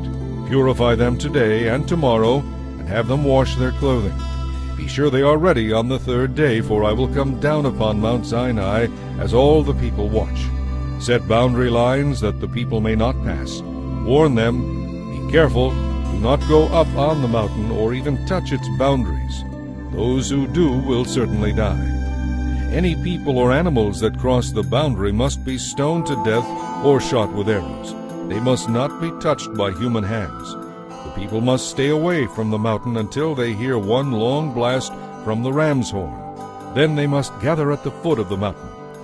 So Moses went down to the people. He purified them for worship and had them wash their clothing. He told them, Get ready for an important event 2 days from now, and until then, abstain from having sexual intercourse. On the morning of the third day there was a powerful thunder and lightning storm, and a dense cloud came down upon the mountain. There was a long, loud blast from a ram's horn, and all the people trembled. Moses led them out from the camp to meet with God, and they stood at the foot of the mountain. All Mount Sinai was covered with smoke, because the Lord had descended on it in the form of fire. The smoke billowed into the sky like smoke from a furnace, and the whole mountain shook with a violent earthquake. As the horn blast grew louder and louder, Moses spoke, and God thundered his reply for all to hear. The Lord came down on the top of Mount Sinai and called Moses to the top of the mountain. So Moses climbed the mountain. Then the Lord told Moses, Go back down and warn the people not to cross the boundaries. They must not come up here to see the Lord, for those who do will die. Even the priests who regularly come near to the Lord must purify themselves, or I will destroy them. But Lord, the people cannot come up on the mountain. Moses protested. You already told them not to. You told me to set boundaries around the mountain and to declare it off limits. But the Lord said, Go down anyway and bring Aaron back with you. In the meantime, do not let the priests or the people cross the boundaries to come up here. If they do, I will punish them. So Moses went down to the people and told them what the Lord had said. Chapter 20. Then God instructed the people as follows. I am the Lord your God, who rescued you from slavery in Egypt. Do not worship any other gods besides me. Do not make idols of any kind, whether in the shape of birds or animals or fish. You must never worship or bow down to them. For I, the Lord your God, am a jealous God who will not share your affection with any other god. I do not leave unpunished the sins of those who hate me, but I punish the children for the sins of their parents to the 3rd and 4th generations. But I lavish my love on those who love me and obey my commands, even for 1,000 generations. Do not misuse the name of the Lord your God. The Lord will not let you go unpunished if you misuse his name. Remember to observe the Sabbath day by keeping it holy. 6 days a week are set apart for your daily duties and regular work, but the 7th day is a day of rest dedicated to the Lord your God. On that day, no one in your household may do any kind of work. This includes you, your sons and daughters, your male and female servants, your livestock, and any foreigners living among you. For in 6 days the Lord made the heavens, the earth, the sea, and everything in them. Then he rested on the 7th day. That is why the Lord blessed the Sabbath day and set it apart as holy. Honor your father and mother. Then you will live a long, full life in the land the Lord your God will give you. Do not murder. do not commit adultery, do not steal, do not testify falsely against your neighbor, do not covet your neighbor's house, do not covet your neighbor's wife, male or female servant, ox or donkey, or anything else your neighbor owns.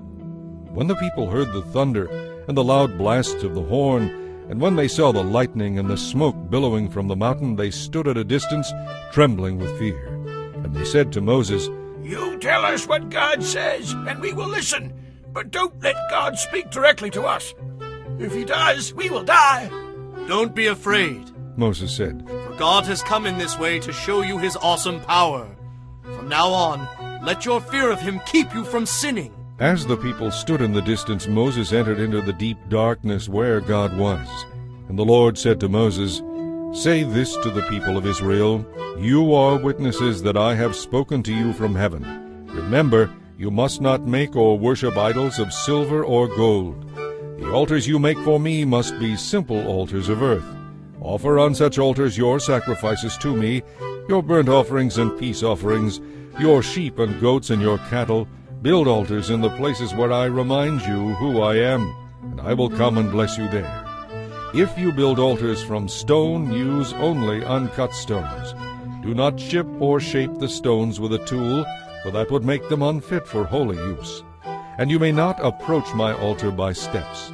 If you do, someone might look up under the skirts of your clothing and see your nakedness. Chapter 21. Here are some other instructions you must present to Israel. If you buy a Hebrew slave, he is to serve for only 6 years. Set him free in the 7th year, and he will owe you nothing for his freedom. If he was single when he became your slave, and then married afterward, only he will go free in the 7th year. But if he was married before he became a slave, then his wife will be freed with him. If his master gave him a wife while he was a slave, and they had sons or daughters, then the man will be free in the 7th year, but his wife and children will still belong to his master. But the slave may plainly declare, I love my master, my wife, and my children. I would rather not go free. If he does this, his master must present him before God. Then his master must take him to the door and publicly pierce his ear with an awl. After that, the slave will belong to his master forever. When a man sells his daughter as a slave, she will not be freed at the end of 6 years as the men are. If she does not please the man who bought her, he may allow her to be brought back again, but he is not allowed to sell her to foreigners, since he is the one who broke the contract with her. And if the slave girl's owner arranges for her to marry his son, he may no longer treat her as a slave girl, but he must treat her as his daughter. If he himself marries her and then takes another wife, he may not reduce her food or clothing or fail to sleep with her as his wife. If he fails in any of these 3 ways, she may leave as a free woman without making any payment. Anyone who hits a person hard enough to cause death must be put to death. But if it is an accident and God allows it to happen, I will appoint a place where the slayer can run for safety.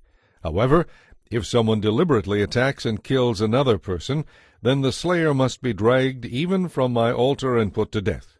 Anyone who strikes father or mother must be put to death. Kidnappers must be killed, whether they are caught in possession of their victims or have already sold them as slaves. Anyone who curses father or mother must be put to death. Now suppose 2 people quarrel, and one hits the other with a stone or fist, causing injury but not death. If the injured person is later able to walk again, even with a crutch, the assailant will be innocent. Nonetheless, the assailant must pay for time lost because of the injury and must pay for the medical expenses. If a male or female slave is beaten and dies, the owner must be punished. If the slave recovers after a couple of days, however, then the owner should not be punished, since the slave is the owner's property. Now suppose 2 people are fighting, and in the process they hurt a pregnant woman, so her child is born prematurely. If no further harm results, then the person responsible must pay damages in the amount the woman's husband demands, and the judges approve. But if any harm results, then the offender must be punished according to the injury. If the result is death, the offender must be executed. If an eye is injured, injure the eye of the person who did it. If a tooth gets knocked out, knock out the tooth of the person who did it. Similarly, the payment must be hand for hand, foot for foot, burn for burn, wound for wound, bruise for bruise. If an owner hits a male or female slave in the eye and the eye is blinded, then the slave may go free because of the eye. And if an owner knocks out the tooth of a male or female slave, the slave should be released in payment for the tooth. If a bull gores a man or woman to death, the bull must be stoned, and its flesh may not be eaten. In such a case, however, the owner will not be held liable. Suppose, on the other hand, that the owner knew the bull had gored people in the past, yet the bull was not kept under control. If this is true, and if the bull kills someone, it must be stoned, and the owner must also be killed. However, the dead person's relatives may accept payment from the owner of the bull to compensate for the loss of life. The owner will have to pay whatever is demanded. The same principle applies if the bull gores a boy or a girl. But if the bull gores a slave, either male or female, the slave's owner is to be given 30 silver coins in payment, and the bull must be stoned. Suppose someone digs or uncovers a well and fails to cover it, and then an ox or a donkey falls into it. The owner of the well must pay in full for the dead animal, but then gets to keep it. If someone's bull injures a neighbor's bull and the injured bull dies, then the two owners must sell the live bull and divide the money between them. Each will also own half of the dead bull. But if the bull was known from past experience to gore, yet its owner failed to keep it under control, the money will not be divided. The owner of the living bull must pay in full for the dead bull, but then gets to keep it. Chapter 22.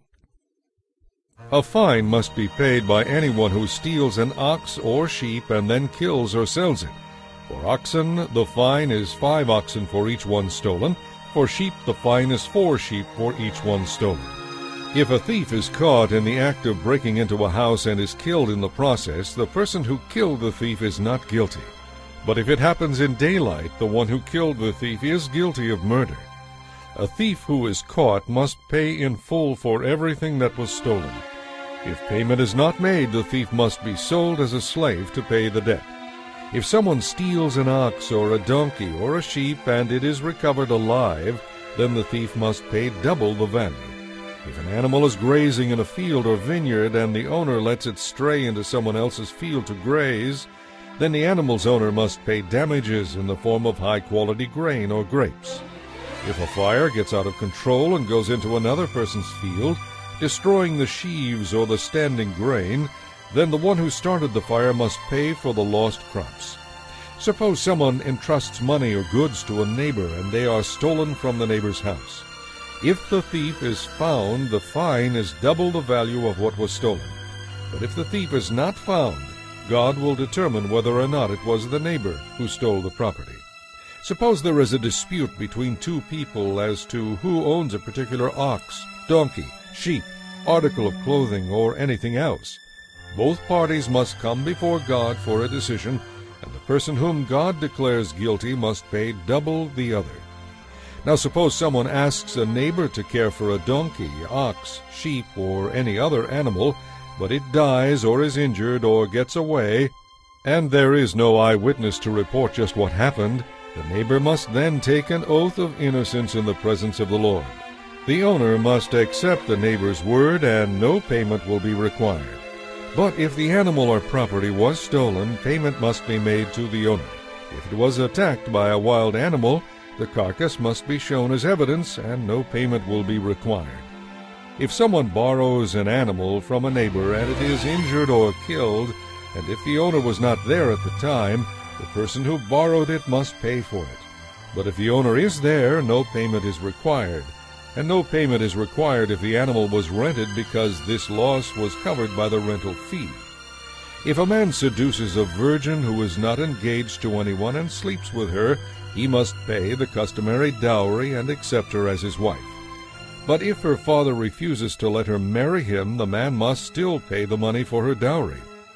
A sorceress must not be allowed to live. Anyone who has sexual relations with an animal must be executed. Anyone who sacrifices to any god other than the Lord must be destroyed. Do not oppress foreigners in any way. Remember, you yourselves were once foreigners in the land of Egypt. Do not exploit widows or orphans. If you do, and they cry out to me, then I will surely help them. My anger will blaze forth against you, and I will kill you with the sword. Your wives will become widows, and your children will become fatherless. If you lend money to a fellow Hebrew in need, do not be like a money-lender charging interest. If you take your neighbor's cloak as a pledge of repayment, you must return it by nightfall. Your neighbor will need it to stay warm during the night. If you do not return it, and your neighbor cries out to me for help, then I will hear, for I am very merciful. Do not blaspheme God or curse anyone who rules over you. Do not hold anything back when you give me the tithe of your crops and your wine. You must make the necessary payment for redemption of your firstborn sons. You must also give me the firstborn of your cattle and sheep. Leave the newborn animal with its mother for 7 days, then give it to me on the 8th day. You are my own holy people, therefore do not eat any animal that has been attacked and killed by a wild animal. Throw its carcass out for the dogs to eat. Chapter 23. Do not pass along false reports. Do not cooperate with evil people by telling lies on the witness stand. Do not join a crowd that intends to do evil. When you are on the witness stand, do not be swayed in your testimony by the opinion of the majority. And do not slant your testimony in favor of a person just because that person is poor. If you come upon your enemy's ox or donkey that has strayed away, take it back to its owner. If you see the donkey of someone who hates you struggling beneath a heavy load, do not walk by. Instead, stop and offer to help.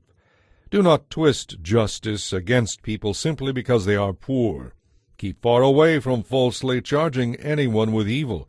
Never put an innocent or honest person to death. I will not allow anyone guilty of this to go free. Take no bribes, for a bribe makes you ignore something that you clearly see.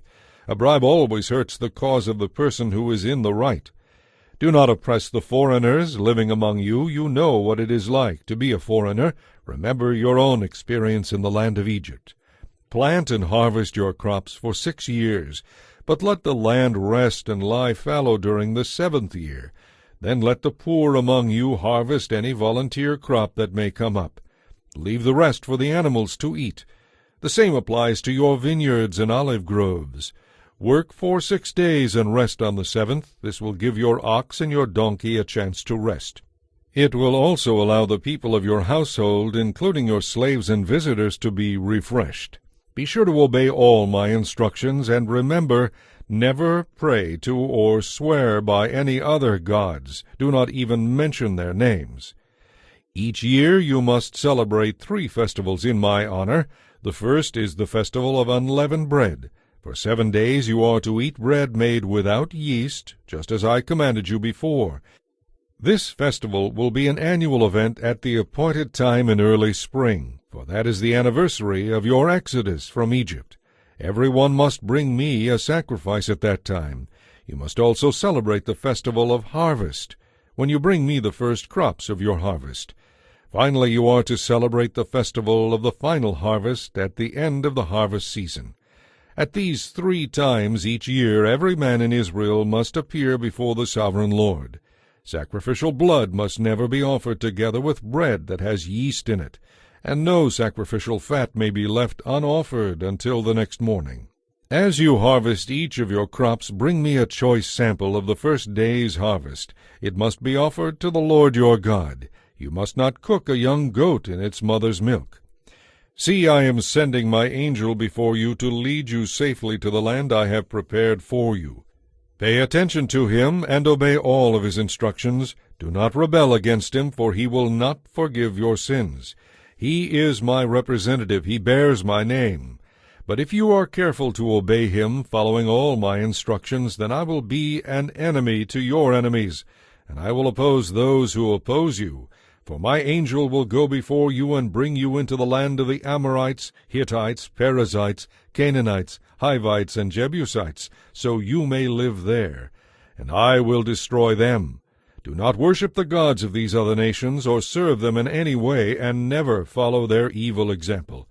Instead, you must utterly conquer them and break down their shameful idols. You must serve only the Lord your God. If you do, I will bless you with food and water, and I will keep you healthy. There will be no miscarriages or infertility among your people, and I will give you long, full lives. I will send my terror upon all the people whose lands you invade, and they will panic before you. I will send hornets ahead of you to drive out the Hivites, Canaanites, and Hittites. But I will not do this all in 1 year, because the land would become a wilderness and the wild animals would become too many to control. I will drive them out a little at a time, until your population has increased enough to fill the land. And I will fix your boundaries from the Red Sea to the Mediterranean Sea, and from the southern deserts to the Euphrates River. I will help you defeat the people now living in the land, and you will drive them out ahead of you. Make no treaties with them, and have nothing to do with their gods. Do not even let them live among you. If you do, they will infect you with their sin of idol worship, and that will be disastrous for you. Chapter 24. Then the Lord instructed Moses, Come up here to me, and bring along Aaron, Nadab, Abihu, and 70 of Israel leaders. All of them must worship at a distance. You alone, Moses, are allowed to come near to the Lord. The others must not come too close, and remember, none of the other people are allowed to climb on the mountain at all. When Moses had announced to the people all the teachings and regulations the Lord had given him, they answered in unison, We will do everything the Lord has told us to do. Then Moses carefully wrote down all the Lord's instructions. Early the next morning he built an altar at the foot of the mountain. He also set up 12 pillars around the altar, one for each of the 12 tribes of Israel. Then he sent some of the young men to sacrifice young bulls as burnt offerings and peace offerings to the Lord. Moses took half the blood from these animals and drew it off into basins. The other half he splashed against the altar. Then he took the book of the covenant and read it to the people. They all responded again, We will do everything the Lord has commanded. We will obey. Then Moses sprinkled the blood from the basins over the people and said, This blood confirms the covenant the Lord has made with you in giving you these laws. Then Moses, Aaron, Nadab, Abihu, and 70 of the leaders of Israel went up the mountain. There they saw the God of Israel. Under his feet there seemed to be a pavement of brilliant sapphire, as clear as the heavens. And though Israel's leaders saw God, he did not destroy them. In fact, they shared a meal together in God's presence. And the Lord said to Moses, Come up to me on the mountain. Stay there while I give you the tablets of stone that I have inscribed with my instructions and commands. Then you will teach the people from them. So Moses and his assistant Joshua climbed up the mountain of God. Moses told the other leaders, Stay here and wait for us until we come back. If there are any problems while I am gone, consult with Aaron and Hur, who are here with you. Then Moses went up the mountain, and the cloud covered it. And the glorious presence of the Lord rested upon Mount Sinai, and the cloud covered it for 6 days. On the 7th day the Lord called to Moses from the cloud. The Israelites at the foot of the mountain saw an awesome sight. The awesome glory of the Lord on the mountaintop looked like a devouring fire. Then Moses disappeared into the cloud as he climbed higher up the mountain. He stayed on the mountain 40 days and 40 nights. Chapter 25. The Lord said to Moses, Tell the people of Israel that everyone who wants to may bring me an offering. Here is a list of items you may accept on my behalf: gold, silver, and bronze, blue, purple, and scarlet yarn, fine linen, goat hair for cloth, tanned ram skins and fine goatskin leather, acacia wood, olive oil for the lamps, spices for the anointing oil and the fragrant incense, onyx stones and other stones to be set in the ephod and the chestpiece. I want the people of Israel to build me a sacred residence where I can live among them. You must make this tabernacle and its furnishings exactly according to the plans I will show you. Make an ark of acacia wood, a sacred chest 3 3/4 feet long, 2 1/4 feet wide, and 2 1/4 feet high. Overlay it inside and outside with pure gold, and put a molding of gold all around it. Cast 4 rings of gold for it, and attach them to its 4 feet. 2 rings on each side. Make poles from acacia wood and overlay them with gold. Fit the poles into the rings at the sides of the ark to carry it. These carrying poles must never be taken from the rings. They are to be left there permanently. When the ark is finished, place inside it the stone tablets inscribed with the terms of the covenant which I will give to you. Then make the ark's cover, the place of atonement, out of pure gold. It must be 3 3/4 feet long and 2 1/4 feet wide. Then use hammered gold to make 2 cherubim, and place them at the 2 ends of the atonement cover. Attach the cherubim to each end of the atonement cover, making it all one piece. The cherubim will face each other, looking down on the atonement cover with their wings spread out above it. Place inside the ark the stone tablets inscribed with the terms of the covenant which I will give you. Then put the atonement cover on top of the ark. I will meet with you there and talk to you from above the atonement cover between the gold cherubim that hover over the ark of the covenant. From there I will give you my commands for the people of Israel. Then make a table of acacia wood 3 feet long, 1 1/2 feet wide, and 2 1/4 feet high. Overlay it with pure gold, and run a molding of gold around it. Put a rim about 3 inches wide around the top edge, and put a gold molding all around the rim. Make 4 gold rings, and put the rings at the 4 corners by the 4 legs, close to the rim around the top. These rings will support the poles used to carry the table.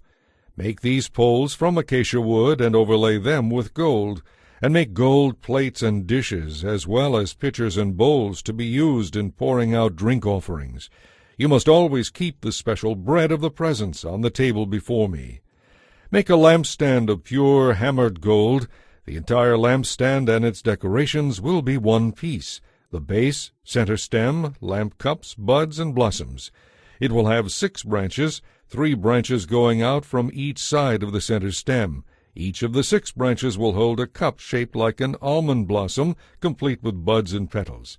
The center stem of the lampstand will be decorated with 4 almond blossoms, complete with buds and petals. 1 blossom will be set beneath each pair of branches where they extend from the center stem. The decorations and branches must all be one piece with the stem, and they must be hammered from pure gold.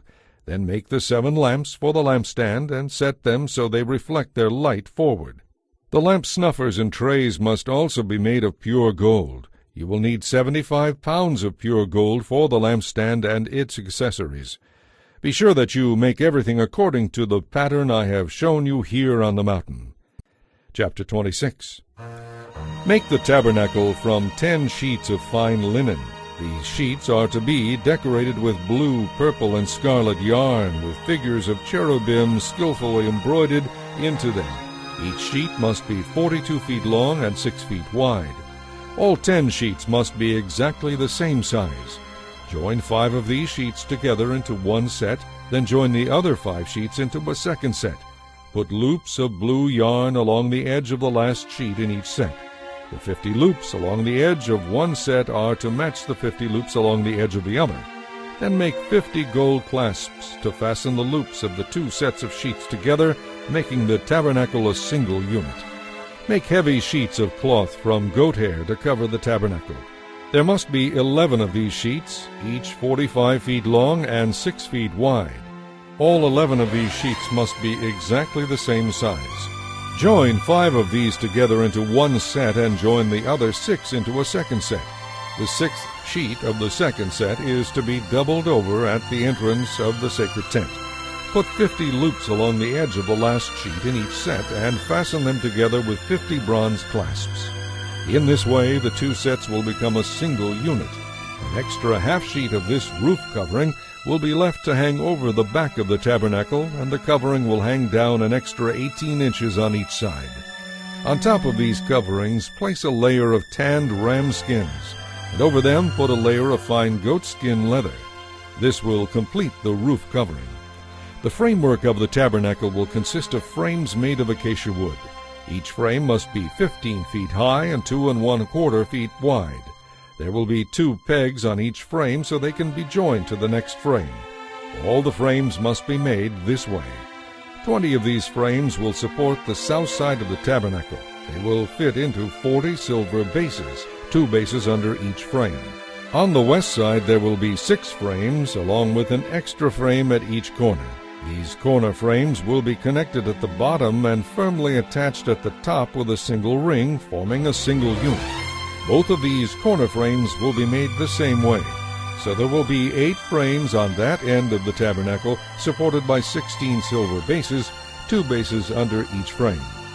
Make crossbars of acacia wood to run across the frames, 5 crossbars for the north side of the tabernacle and 5 for the south side. Also make 5 crossbars for the rear of the tabernacle, which will face westward. The middle crossbar, halfway up the frames, will run all the way from one end of the tabernacle to the other. Overlay the frames with gold and make gold rings to support the crossbars. Overlay the crossbars with gold as well. Set up this tabernacle according to the design you were shown on the mountain.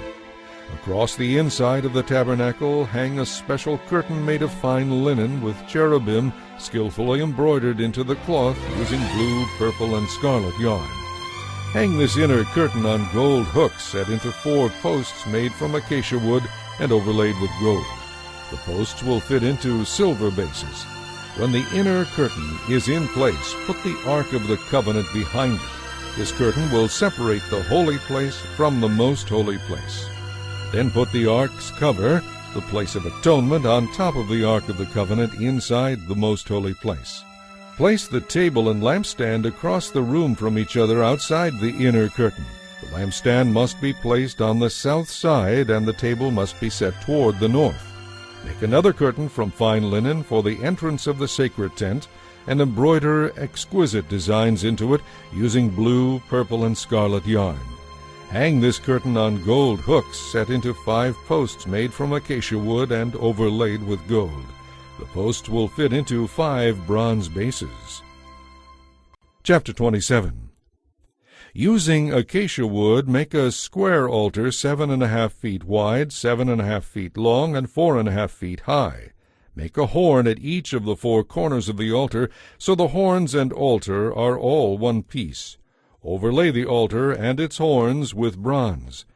The ash buckets, shovels, basins, meat hooks, and fire pans will all be made of bronze. Make a bronze grating with a metal ring at each corner.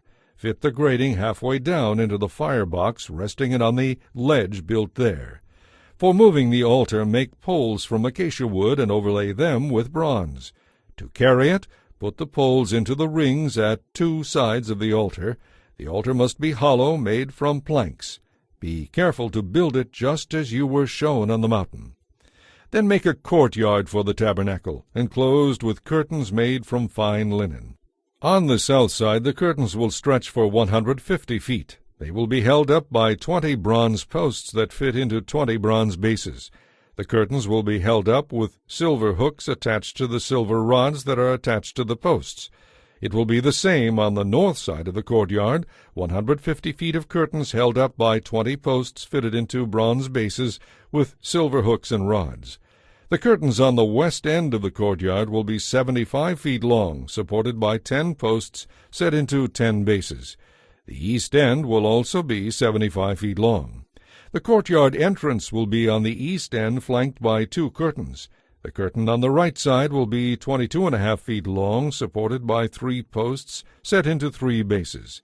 The curtain on the left side will also be 22.5 feet long, supported by 3 posts set into 3 bases. For the entrance to the courtyard, make a curtain that is 30 feet long. Fashion it from fine linen and decorate it with beautiful embroidery in blue, purple, and scarlet yarn. It will be attached to 4 posts that fit into 4 bases.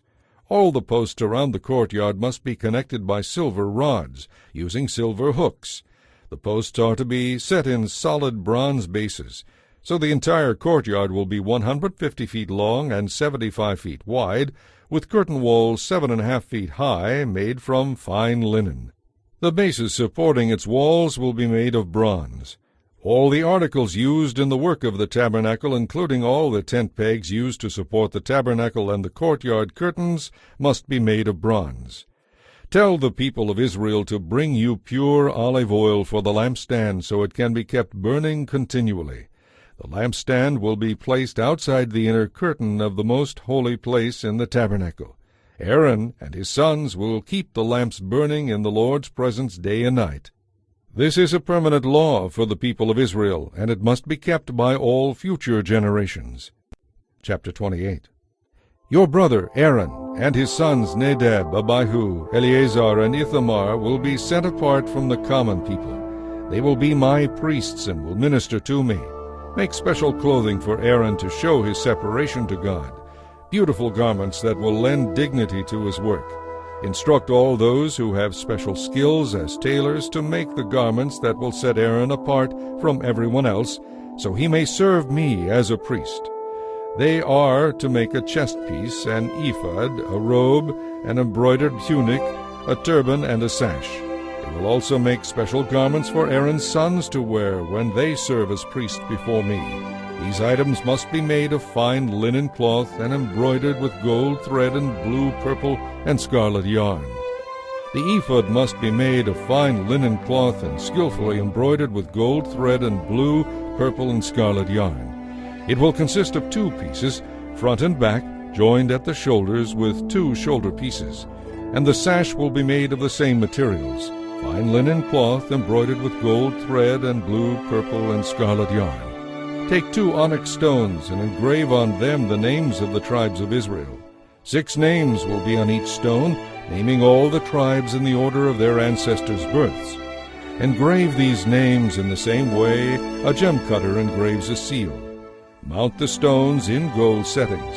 Fasten the 2 stones on the shoulder pieces of the ephod as memorial stones for the people of Israel. Aaron will carry these names before the Lord as a constant reminder. The settings are to be made of gold filigree, and 2 cords made of pure gold will be attached to the settings on the shoulders of the ephod.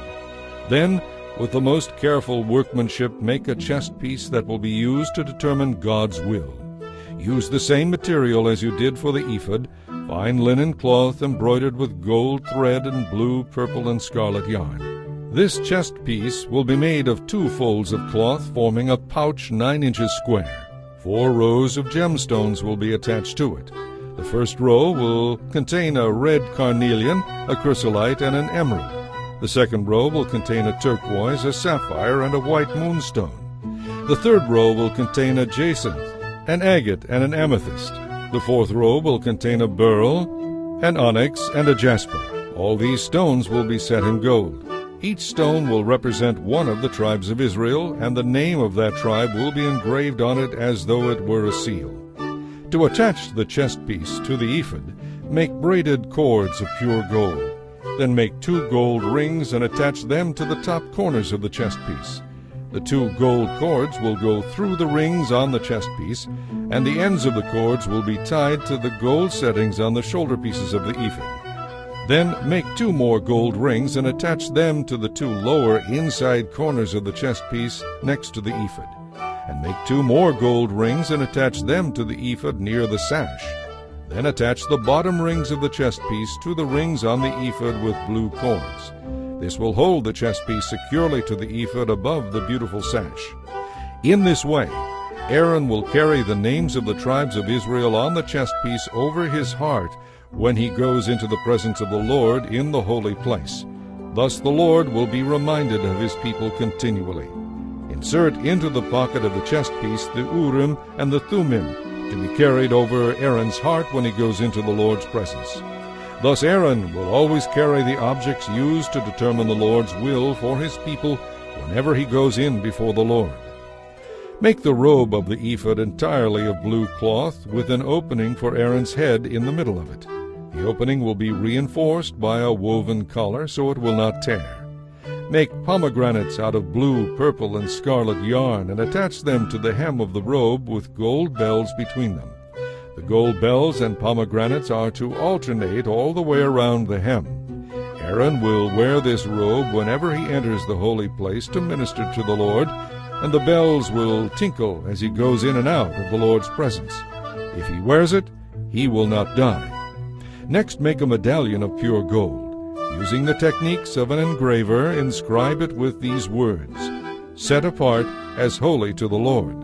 This medallion will be attached to the front of Aaron's turban by means of a blue cord.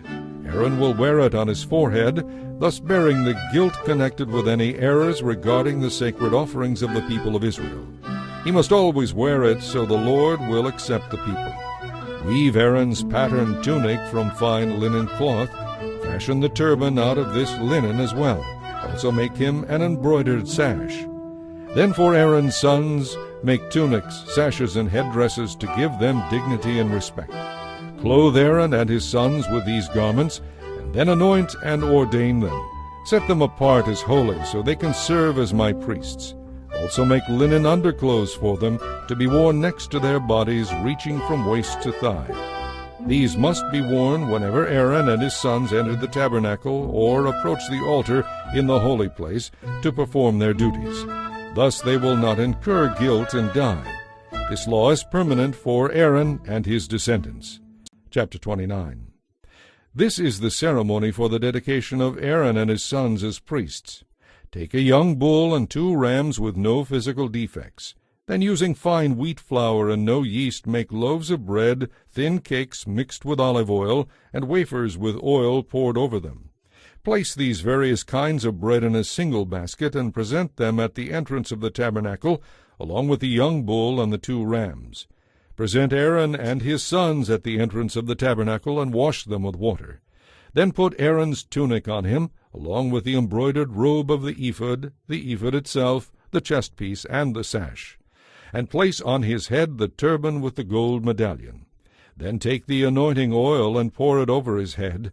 Next present his sons, and dress them in their tunics, with their woven sashes and their headdresses. They will then be priests forever. In this way you will ordain Aaron and his sons. Then bring the young bull to the entrance of the tabernacle, and Aaron and his sons will lay their hands on its head. You will then slaughter it in the Lord's presence at the entrance of the tabernacle.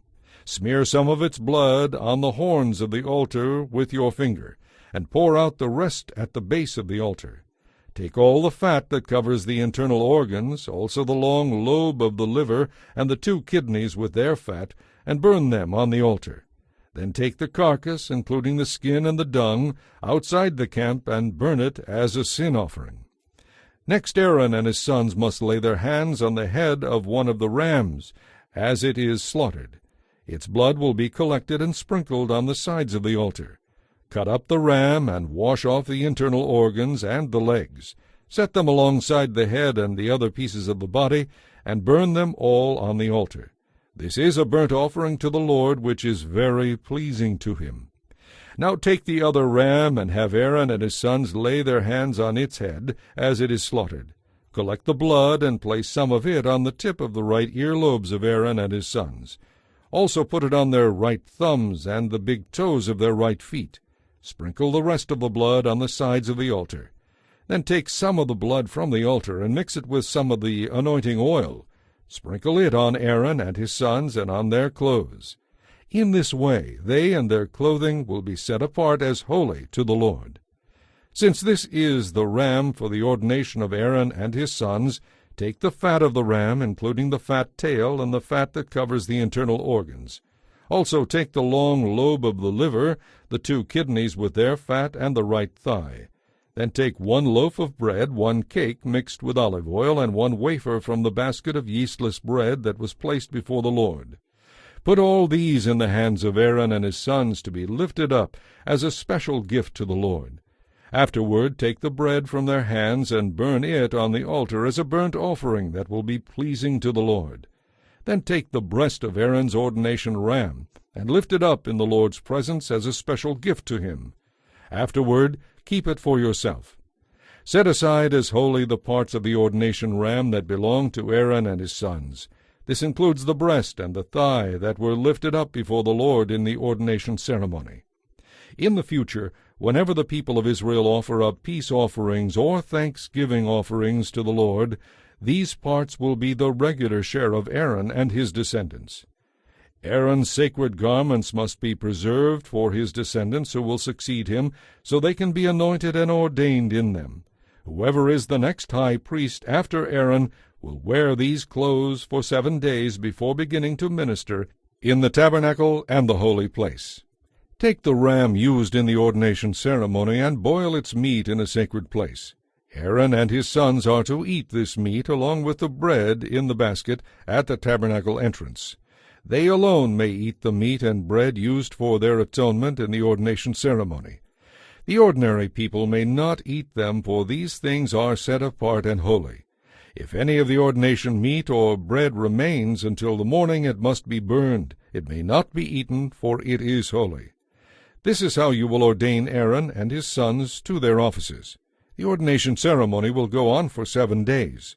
Each day you must sacrifice a young bull as an offering for the atonement of sin. Afterward, make an offering to cleanse the altar, purifying the altar by making atonement for it. Make it holy by anointing it with oil. Make atonement for the altar every day for 7 days. After that, the altar will be exceedingly holy, and whatever touches it will become holy.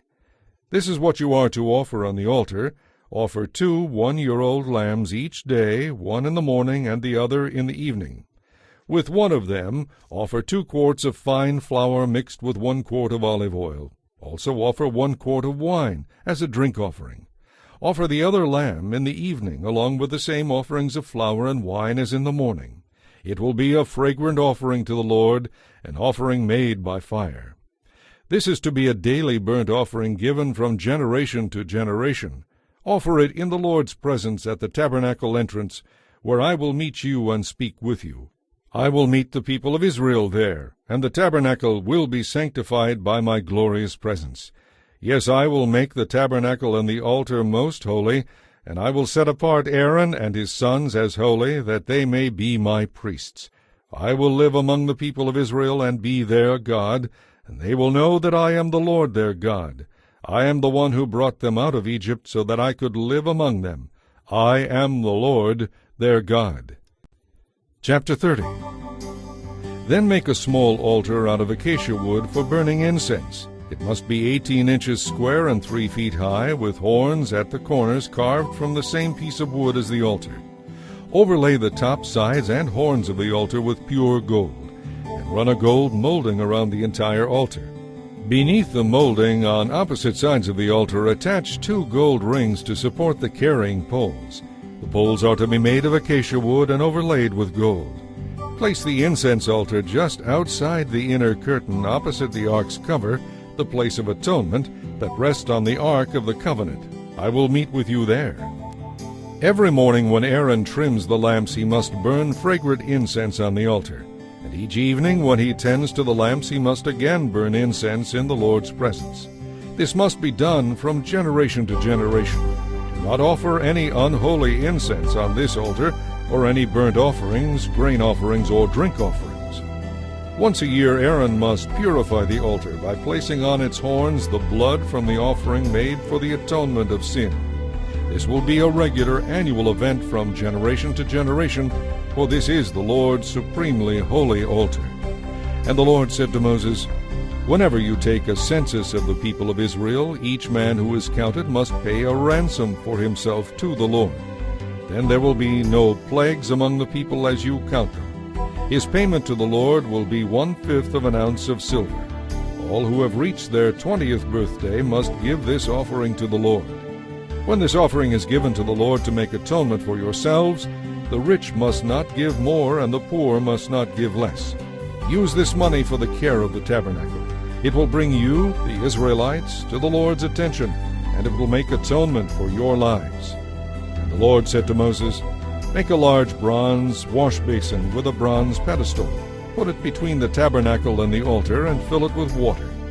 Aaron and his sons will wash their hands and feet there, before they go into the tabernacle to appear before the Lord, and before they approach the altar to burn offerings to the Lord. They must always wash before ministering in these ways, or they will die. This is a permanent law for Aaron and his descendants, to be kept from generation to generation. Then the Lord said to Moses, Collect choice spices, 12.5 pounds of pure myrrh, 6.25 pounds each of cinnamon and of sweet cane, 12.5 pounds of cassia, and 1 gallon of olive oil. Blend these ingredients into a holy anointing oil. Use this scented oil to anoint the tabernacle, the ark of the covenant, the table and all its utensils, the lampstand and all its accessories, the incense altar, the the altar of burnt offering with all its utensils, and the large wash basin with its pedestal. Sanctify them to make them entirely holy. After this, whatever touches them will become holy.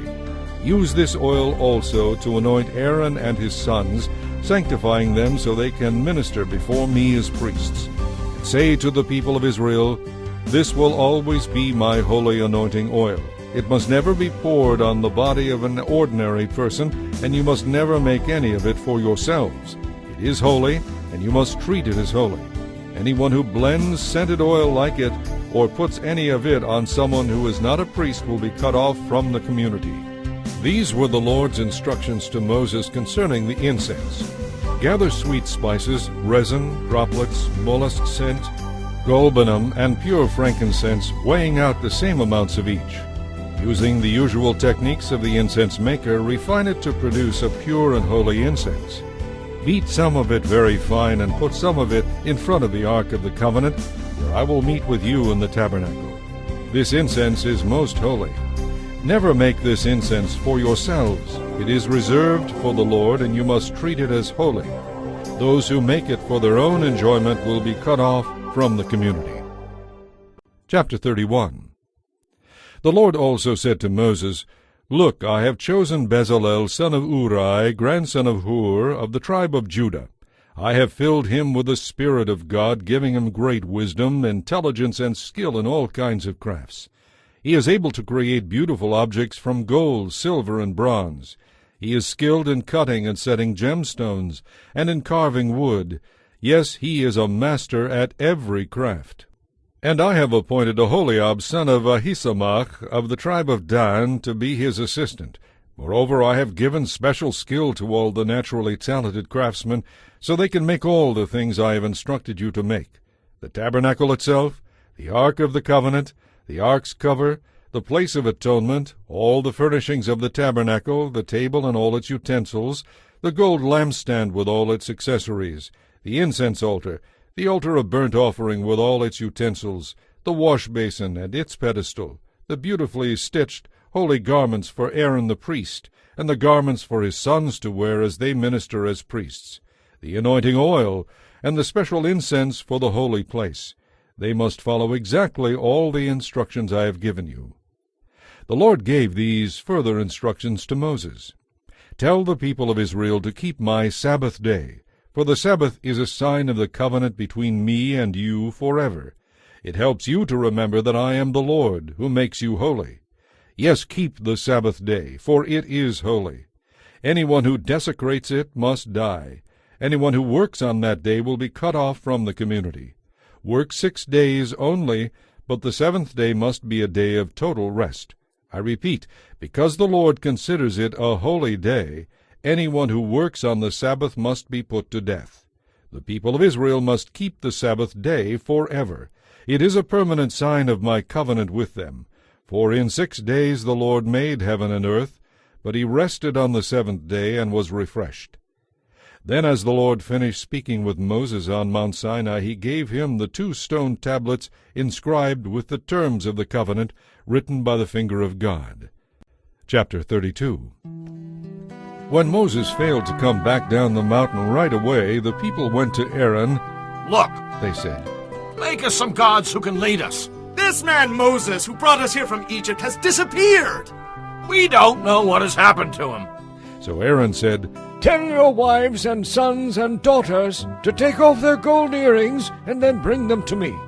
All the people obeyed Aaron and brought him their gold earrings.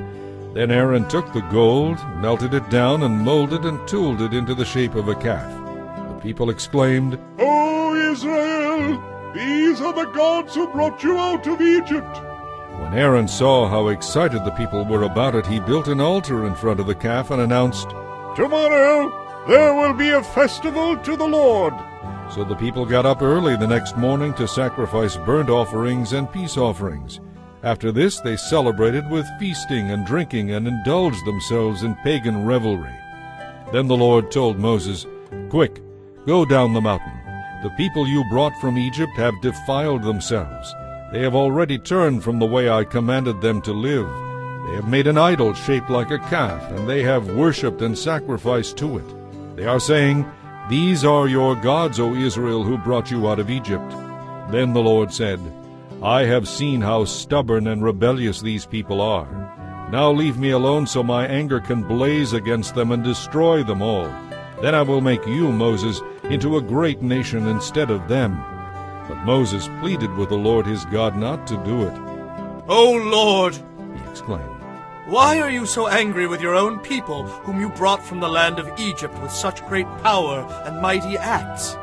The Egyptians will say, 'God tricked them into coming to the mountain so he could kill them and wipe them from the face of the earth.' Turn away from your fierce anger. Change your mind about this terrible disaster you are planning against your people. Remember your covenant with your servants, Abraham, Isaac, and Jacob. You swore by your own self, 'I will make your descendants as numerous as the stars of heaven.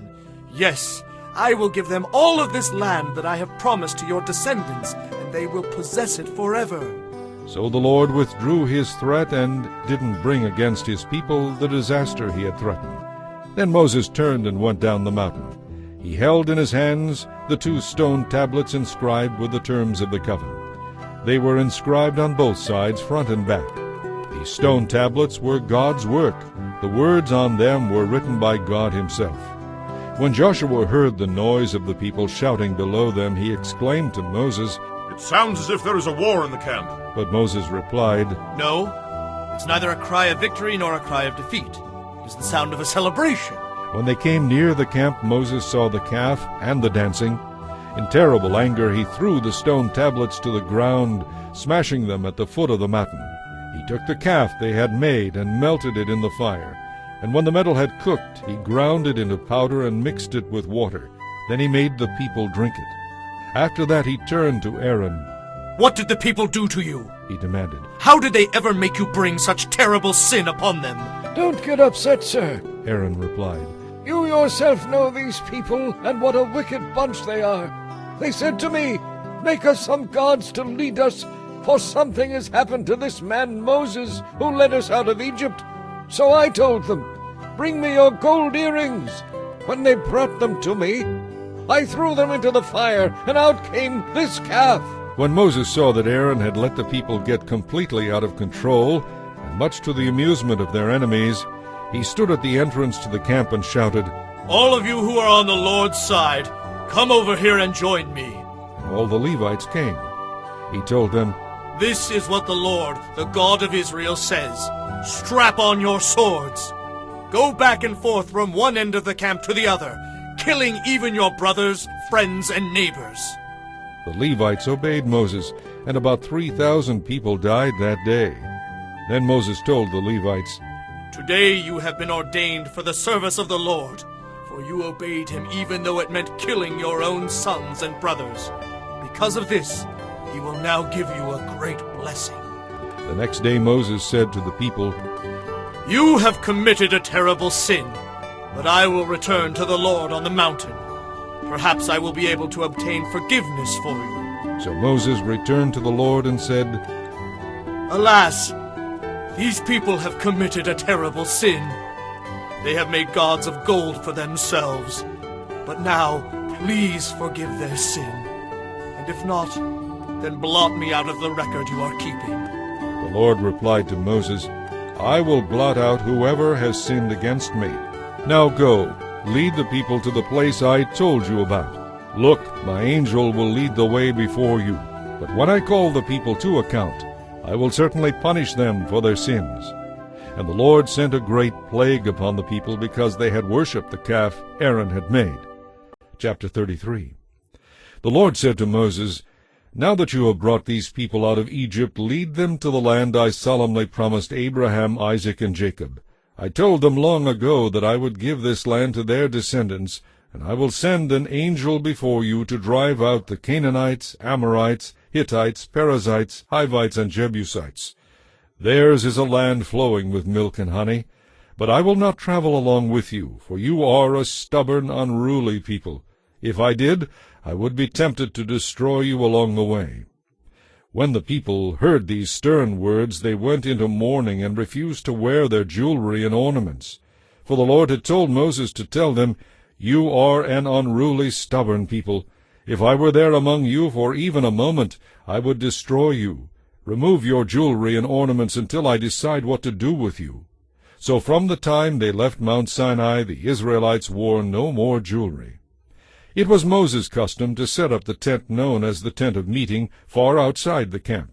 Everyone who wanted to consult with the Lord would go there. Whenever Moses went out to the tent of meeting, all the people would get up and stand in their tent entrances. They would all watch Moses until he disappeared inside. As he went into the tent, the pillar of cloud would come down and hover over the entrance while the Lord spoke with Moses.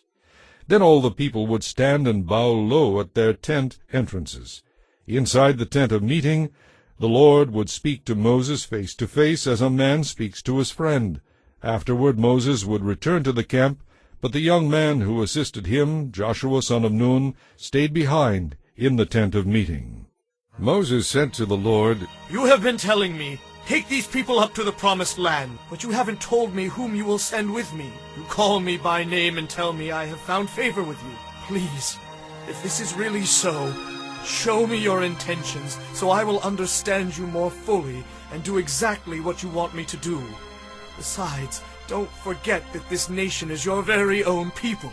And the Lord replied, "I will personally go with you, Moses.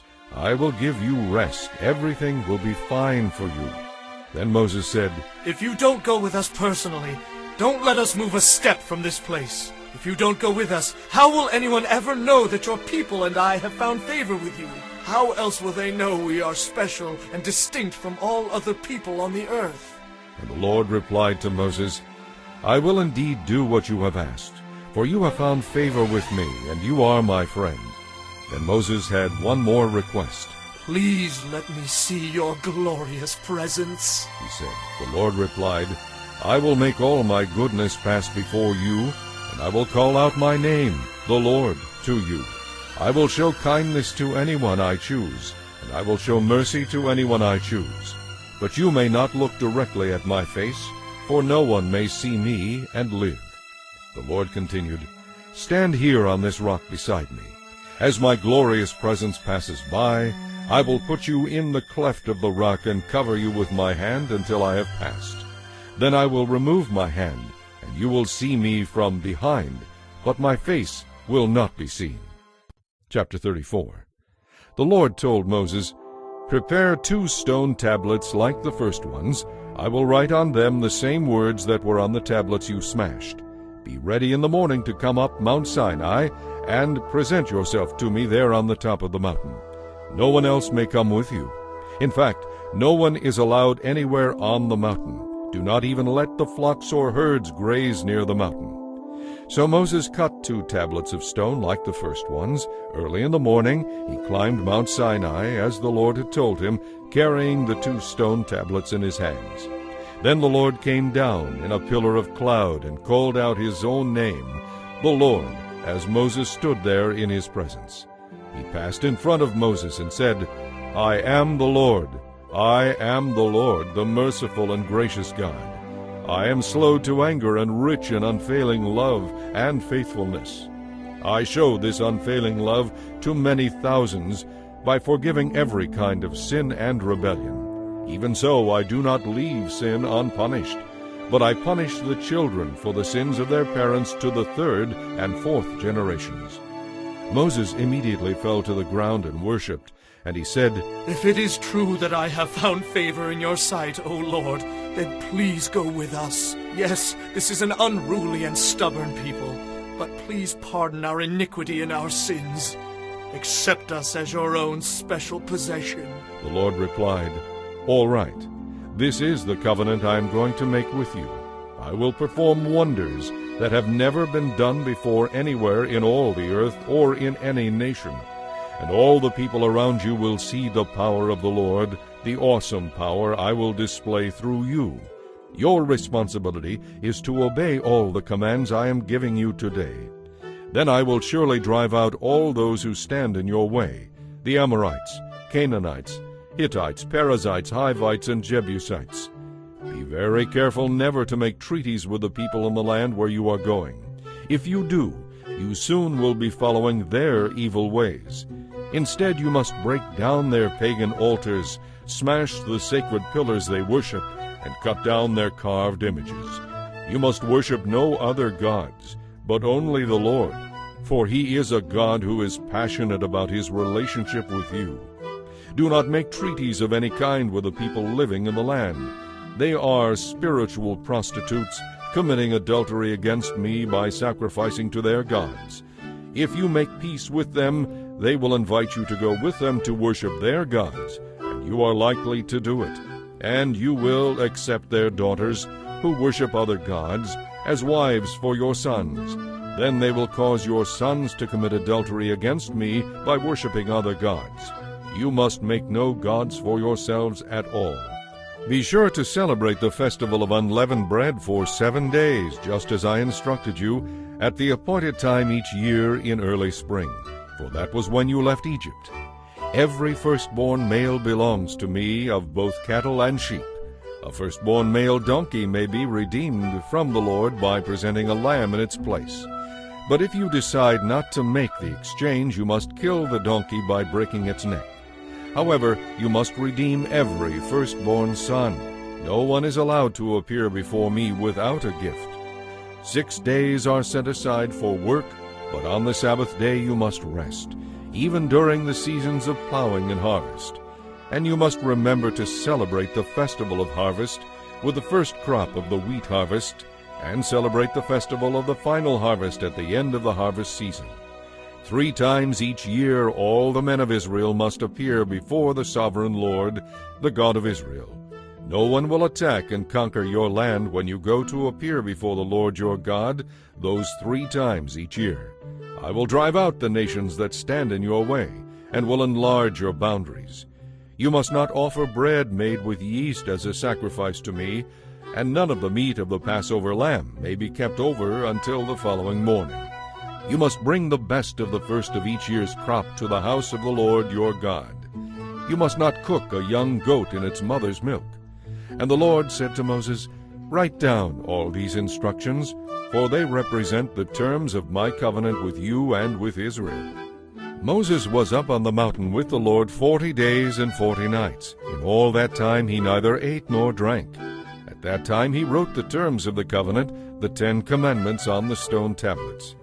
When Moses came down the mountain carrying the stone tablets inscribed with the terms of the covenant, he wasn't aware that his face glowed because he had spoken to the Lord face to face. And when Aaron and the people of Israel saw the radiance of Moses' face, they were afraid to come near him. But Moses called to them and asked Aaron and the community leaders to come over and talk with him. Then all the people came, and Moses gave them the instructions the Lord had given him on Mount Sinai. When Moses had finished speaking with them, he put a veil over his face. But whenever he went into the tent of meeting to speak with the Lord, he removed the veil until he came out again. Then he would give the people whatever instructions the Lord had given him, and the people would see his face aglow. Afterward he would put the veil on again until he returned to speak with the Lord. Chapter 35. Now Moses called a meeting of all the people and told them, You must obey these instructions from the Lord. Each week, work for 6 days only. The 7th day is a day of total rest, a holy day that belongs to the Lord. Anyone who works on that day will die. Do not even light fires in your homes on that day. Then Moses said to all the people, This is what the Lord has commanded.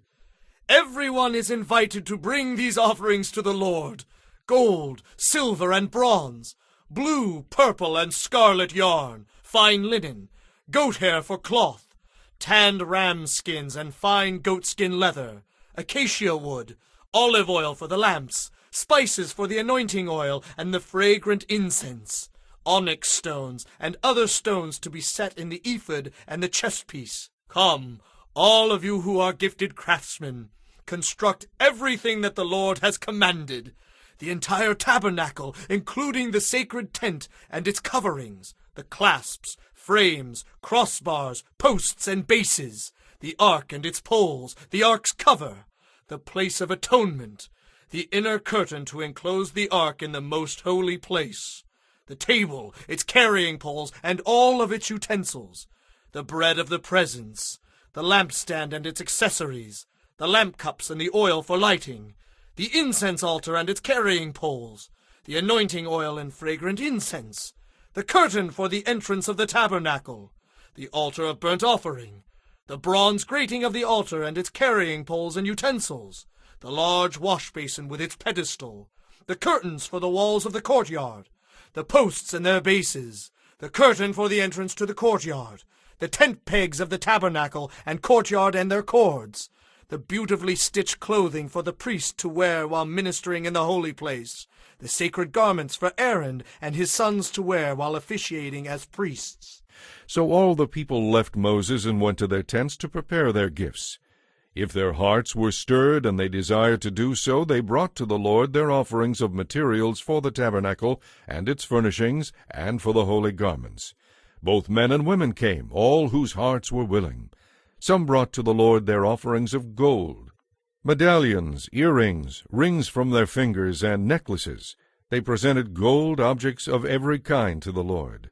Others brought blue, purple, and scarlet yarn, fine linen or goat hair for cloth. Some gave tanned ram skins or fine goatskin leather. Others brought silver and bronze objects as their offering to the Lord, and those who had acacia wood brought it. All the women who were skilled in sewing and spinning prepared blue, purple, and scarlet yarn and fine linen cloth, and they brought them in. All the women who were willing used their skills to spin and weave the goat hair into cloth. The leaders brought onyx stones and the other gemstones to be used for the ephod and the chestpiece. They also brought spices and olive oil for the light, the anointing oil, and the fragrant incense. So the people of Israel, every man and woman who wanted to help in the work the Lord had given them through Moses, brought their offerings to the Lord. And Moses told them, "The Lord has chosen Bezalel, son of Uri, grandson of Hur of the tribe of Judah. The Lord has filled Bezalel with the Spirit of God, giving him great wisdom, intelligence, and skill in all kinds of crafts. He is able to create beautiful objects from gold, silver, and bronze. He is skilled in cutting and setting gemstones and in carving wood. In fact, he has every necessary skill, and the Lord has given both him and Aholiab, son of Ahisamach of the tribe of Dan, the ability to teach their skills to others. The Lord has given them special skills as jewelers, designers, weavers, and embroiderers in blue, purple, and scarlet yarn on fine linen cloth. They excel in all the crafts needed for the work." Chapter 36. Bezalel, Aholiab, and the other craftsmen whom the Lord has gifted with wisdom, skill, and intelligence will construct and furnish the tabernacle just as the Lord has commanded. So Moses told Bezalel and Aholiab to begin the work, along with all those who were specially gifted by the Lord. Moses gave them the materials donated by the people for the completion of the sanctuary. Additional gifts were brought each morning, but finally the craftsmen left their work to meet with Moses. "We have more than enough materials on hand now to complete the job the Lord has given us to do," they exclaimed. So Moses gave the command, and this message was sent throughout the camp: "Bring no more materials. You have already given more than enough." So the people stopped bringing their offerings. Their contributions were more than enough to complete the whole project. The skilled weavers first made 10 sheets from fine linen. One of the craftsmen then embroidered blue, purple, and scarlet cherubim into them. Each sheet was exactly the same size, 42 feet long and 6 feet wide. 5 of these sheets were joined together to make one set, and a second set was made of the other 5. 50 blue loops were placed along the edge of the last sheet in each set. The 50 loops along the edge of the first set of sheets matched the loops along the edge of the second set. Then 50 gold clasps were made to connect the loops on the edge of each set. Thus the tabernacle was joined together in one piece. Above the tabernacle a roof covering was made from 11 sheets of cloth made from goat hair. Each sheet was exactly the same size, 45 feet long and 6 feet wide. The craftsmen joined 5 of these sheets together to make one set, and the 6 remaining sheets were joined to make a second set. Then they made 50 loops along the edge of the last sheet in each set. They also made 50 small bronze clasps to couple the loops, so the 2 sets of sheets were firmly attached to each other. In this way, The roof covering was joined together in one piece. Then they made 2 layers for the roof covering. The first was made of tanned ram skins, and the second was made of fine goatskin leather. For the framework of the tabernacle they made frames of acacia wood standing on end. Each frame was 15 feet high and 2¼ feet wide. There were 2 pegs on each frame so they could be joined to the next frame. All the frames were made this way. They made 20 frames to support the south side, along with 40 silver bases, 2 for each frame. They also made 20 frames for the north side of the tabernacle, along with the 40 silver bases, 2 for each frame. The west side of the tabernacle, which was its rear, was made from 6 frames, plus an extra frame at each corner. These corner frames were connected at the bottom and firmly attached at the top with a single ring, forming a single unit from top to bottom. They made 2 of these, 1 for each rear corner. So for the west side they made a total of 8 frames, along with 16 silver bases, 2 for each frame. Then they made 5 crossbars from acacia wood to tie the frames on the south side together. They made another 5 for the north side, and 5 for the west side. The middle crossbar of the 5 was halfway up the frames, along each side running from one end to the other. The frames and crossbars were all overlaid with gold. The rings used to hold the crossbars were made of pure gold. The inner curtain was made of fine linen cloth, and cherubim were skillfully embroidered into it with blue, purple, and scarlet yarn. This curtain was then attached to 4 gold hooks, set into 4 posts of acacia wood. The posts were overlaid with gold and set into 4 silver bases. Then they made another curtain for the entrance to the sacred tent.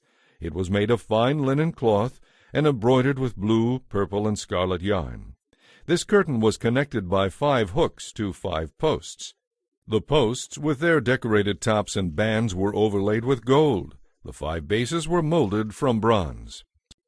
Chapter 37.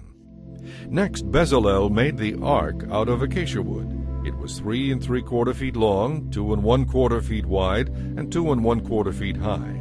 It was overlaid with pure gold inside and out, and it had a molding of gold all the way around. 4 gold rings were fastened to its 4 feet, 2 rings at each side. Then he made poles from acacia wood and overlaid them with gold. He put the poles into the rings at the sides of the ark to carry it. Then from pure gold he made the ark's cover, the place of atonement. It was 3 3/4 feet long and 2 1/4 feet high. He made 2 figures of cherubim out of hammered gold and placed them at the 2 ends of the atonement cover. They were made so they were actually a part of the atonement cover. It was all one piece. The cherubim faced each other as they looked down on the atonement cover, and their wings were stretched out above the atonement cover to protect it.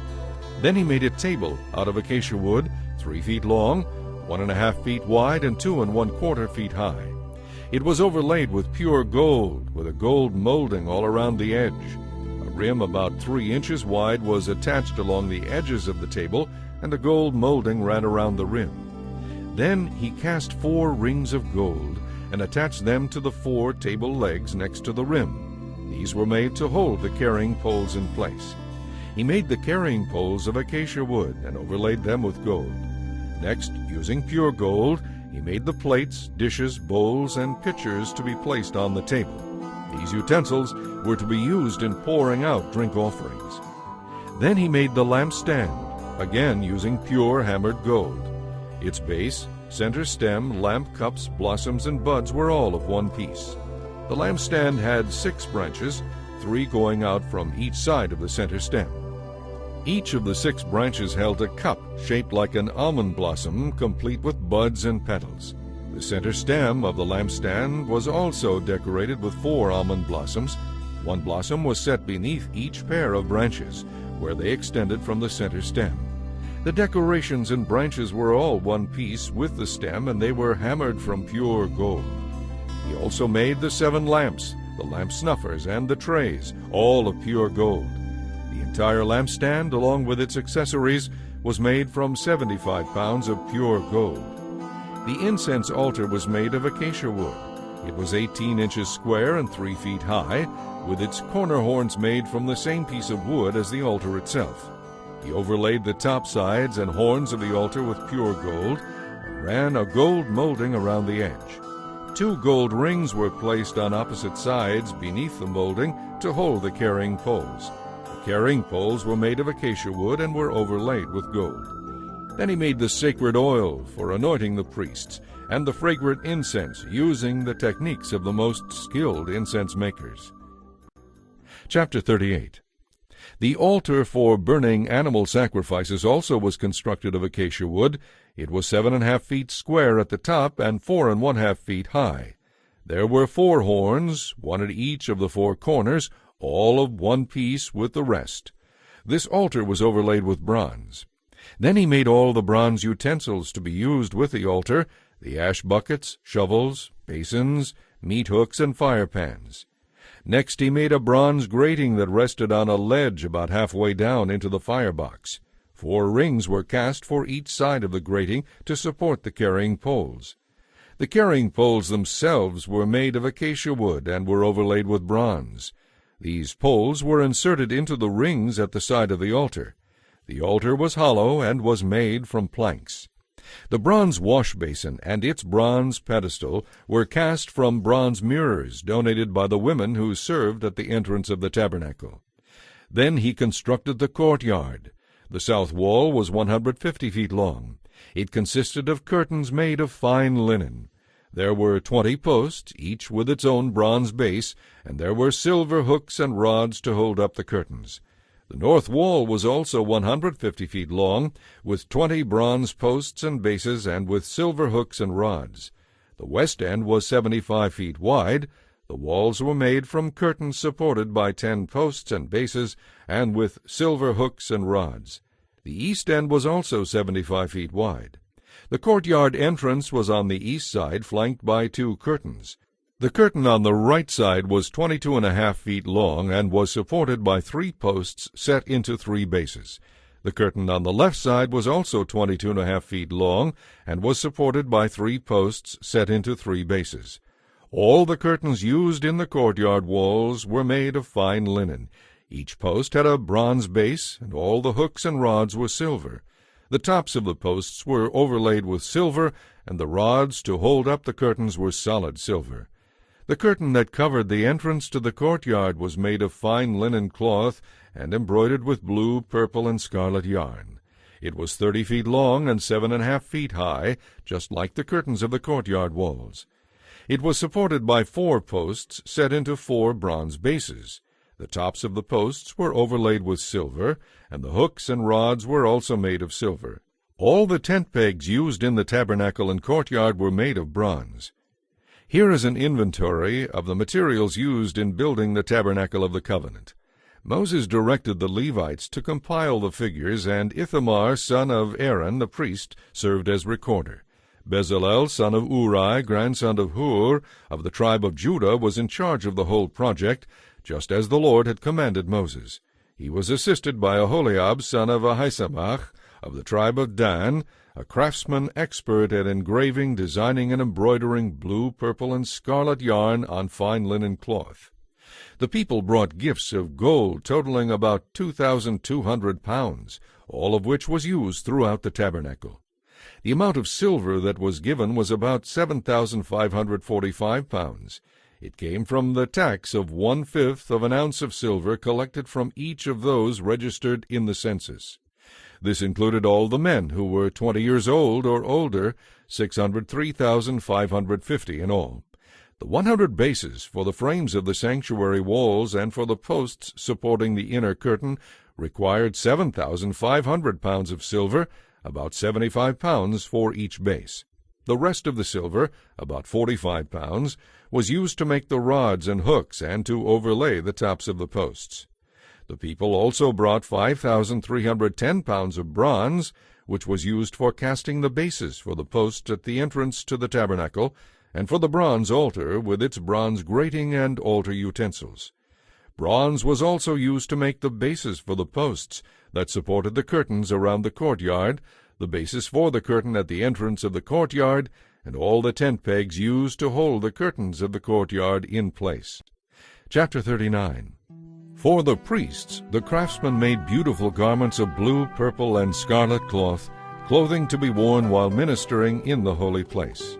This same cloth was used for Aaron's sacred garments, just as the Lord had commanded Moses. The ephod was made from fine linen cloth and embroidered with gold thread and blue, purple, and scarlet yarn. A skilled craftsman made gold thread by beating gold into thin sheets and cutting it into fine strips. He then embroidered it into the linen with the blue, purple, and scarlet yarn. They made 2 shoulder pieces for the ephod, which were attached to its corners so it could be tied down. They also made an elaborate woven sash of the same materials. Fine linen cloth, blue, purple, and scarlet yarn, and gold thread, just as the Lord had commanded Moses. The 2 onyx stones attached to the shoulder pieces of the ephod were set in gold filigree. The stones were engraved with the names of the tribes of Israel, just as initials are engraved on a seal. These stones served as reminders to the Lord concerning the people of Israel. All this was done just as the Lord had commanded Moses. The chest piece was made in the same style as the ephod, crafted from fine linen cloth and embroidered with gold thread and blue, purple, and scarlet yarn. It was doubled over to form a pouch 9 inches square. 4 rows of gemstones were set across it. In the first row were a red carnelian, a chrysolite, and an emerald. In the second row were a turquoise, a sapphire, and a white moonstone. In the third row were a jacinth, an agate, and an amethyst. In the fourth row were a beryl, an onyx, and a jasper. Each of these gemstones was set in gold. The stones were engraved like a seal, each with the name of one of the 12 tribes of Israel. To attach the chest piece to the ephod, they made braided cords of pure gold. They also made 2 gold rings and attached them to the top corners of the chest piece.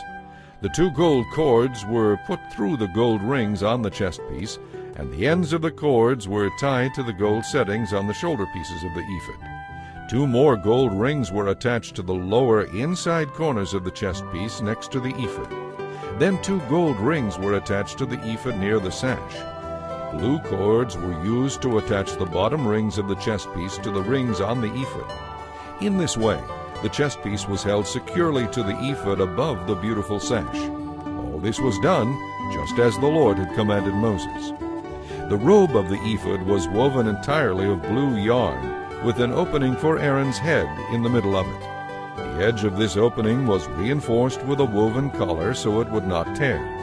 Pomegranates were attached to the bottom edge of the rope. These were finely crafted of blue, purple, and scarlet yarn. Bells of pure gold were placed between the pomegranates along the hem of the robe, with bells and pomegranates alternating all around the hem. This robe was to be worn when Aaron ministered to the Lord, just as the Lord had commanded Moses.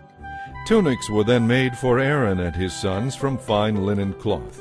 The turban, the headdresses, and the underclothes were all made of fine linen.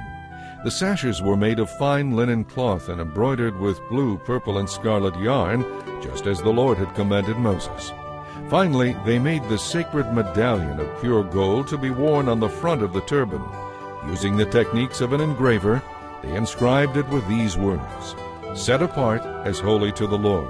This medallion was tied to the turban with a blue cord, just as the Lord had commanded Moses. And so at last the tabernacle was finished. The Israelites had done everything just as the Lord had commanded Moses. And they brought the entire tabernacle to Moses, the sacred tent with all its furnishings, the clasps, frames, crossbars, posts, and bases, the layers of tanned ram skins and fine goatskin leather, the inner curtain that enclosed the most holy place, the Ark of the Covenant and its carrying poles, the Ark's cover, the place of atonement, the table and all its utensils, the bread of the presence, the gold lampstand and its accessories, the lamp cups and the oil for lighting, the gold altar, the anointing oil, the fragrant incense, the curtain for the entrance of the sacred tent, the bronze altar, the bronze grating, its poles and utensils, the large wash basin and its pedestal, the curtains for the walls of the courtyard and the posts and bases holding them up, the curtain at the courtyard entrance, the cords and tent pegs, all the articles used in the operation of the tabernacle, the beautifully crafted garments to be worn while ministering in the holy place, the holy garments for Aaron the priest and for his sons to wear while on duty. So the people of Israel followed all of the Lord's instructions to Moses. Moses inspected all their work and blessed them because it had been done as the Lord had commanded him. Chapter 40. The Lord now said to Moses, "Set up the tabernacle on the first day of the new year. Place the Ark of the Covenant inside and install the inner curtain to enclose the Ark within the most holy place. Then bring in the table and arrange the utensils on it, and bring in the lampstand and set up the lamps. Place the incense altar just outside the inner curtain, opposite the Ark of the Covenant. Set up the curtain made for the entrance of the tabernacle. Place the altar of burnt offering in front of the tabernacle entrance. Set the large wash basin between the tabernacle and the altar and fill it with water.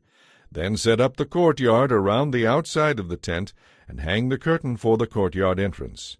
Take the anointing oil and sprinkle it on the tabernacle and on all its furnishings to make them holy. Sprinkle the anointing oil on the altar of burnt offering and its utensils, sanctifying them. Then the altar will become most holy. Next anoint the large wash basin and its pedestal to make them holy. Bring Aaron and his sons to the entrance of the tabernacle and wash them with water. Clothe Aaron with the holy garments and anoint him, setting him apart to serve me as a priest. Then bring his sons and dress them in their tunics. Anoint them as you did their father, so they may serve me as priests. With this anointing, Aaron's descendants are set apart for the priesthood forever, from generation to generation." Moses proceeded to do everything as the Lord had commanded him. So the tabernacle was set up on the first day of the new year. Moses put it together by setting its frames into their bases and attaching the crossbars and raising the posts. Then he spread the coverings over the tabernacle framework and put on the roof layers just as the Lord had commanded him. He placed inside the ark the stone tablets inscribed with the terms of the covenant, and then he attached the ark's carrying poles. He also set the ark's cover, the place of atonement, on top of it. Then he brought the ark of the covenant into the tabernacle and set up the inner curtain to shield it from view just as the Lord had commanded. Next he placed the table in the tabernacle along the north side of the holy place, just outside the inner curtain. And he arranged the bread of the presence on the table that stands before the Lord, just as the Lord had commanded.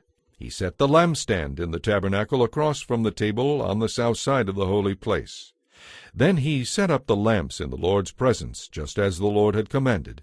He also placed the incense altar in the tabernacle, in the holy place, in front of the inner curtain. On it he burned the fragrant incense, made from sweet spices, just as the Lord had commanded. He attached the curtain at the entrance of the tabernacle, and he placed the altar of burnt offering near the tabernacle entrance. On it he offered a burnt offering and a grain offering, just as the Lord had commanded. Next he placed the large wash basin between the tabernacle and the altar. He filled it with water so the priests could use it to wash themselves. Moses and Aaron's sons washed their hands and feet in the basin. Whenever they walked past the altar to enter the tabernacle, they were to stop and wash, just as the Lord had commanded Moses. Then he hung the curtains forming the courtyard around the tabernacle and the altar, and he set up the curtain at the entrance of the courtyard. So at last Moses finished the work. Then the cloud covered the tabernacle, and the glorious presence of the Lord filled it. Moses was no longer able to enter the tabernacle, because the cloud had settled down over it, and the tabernacle was filled with the awesome glory of the Lord. Now whenever the cloud lifted from the tabernacle and moved, the people of Israel would set out on their journey, following it. But if the cloud stayed, they would stay until it moved again. The cloud of the Lord rested on the tabernacle during the day, and at night there was fire in the cloud, so all the people of Israel could see it. This continued throughout all their journeys.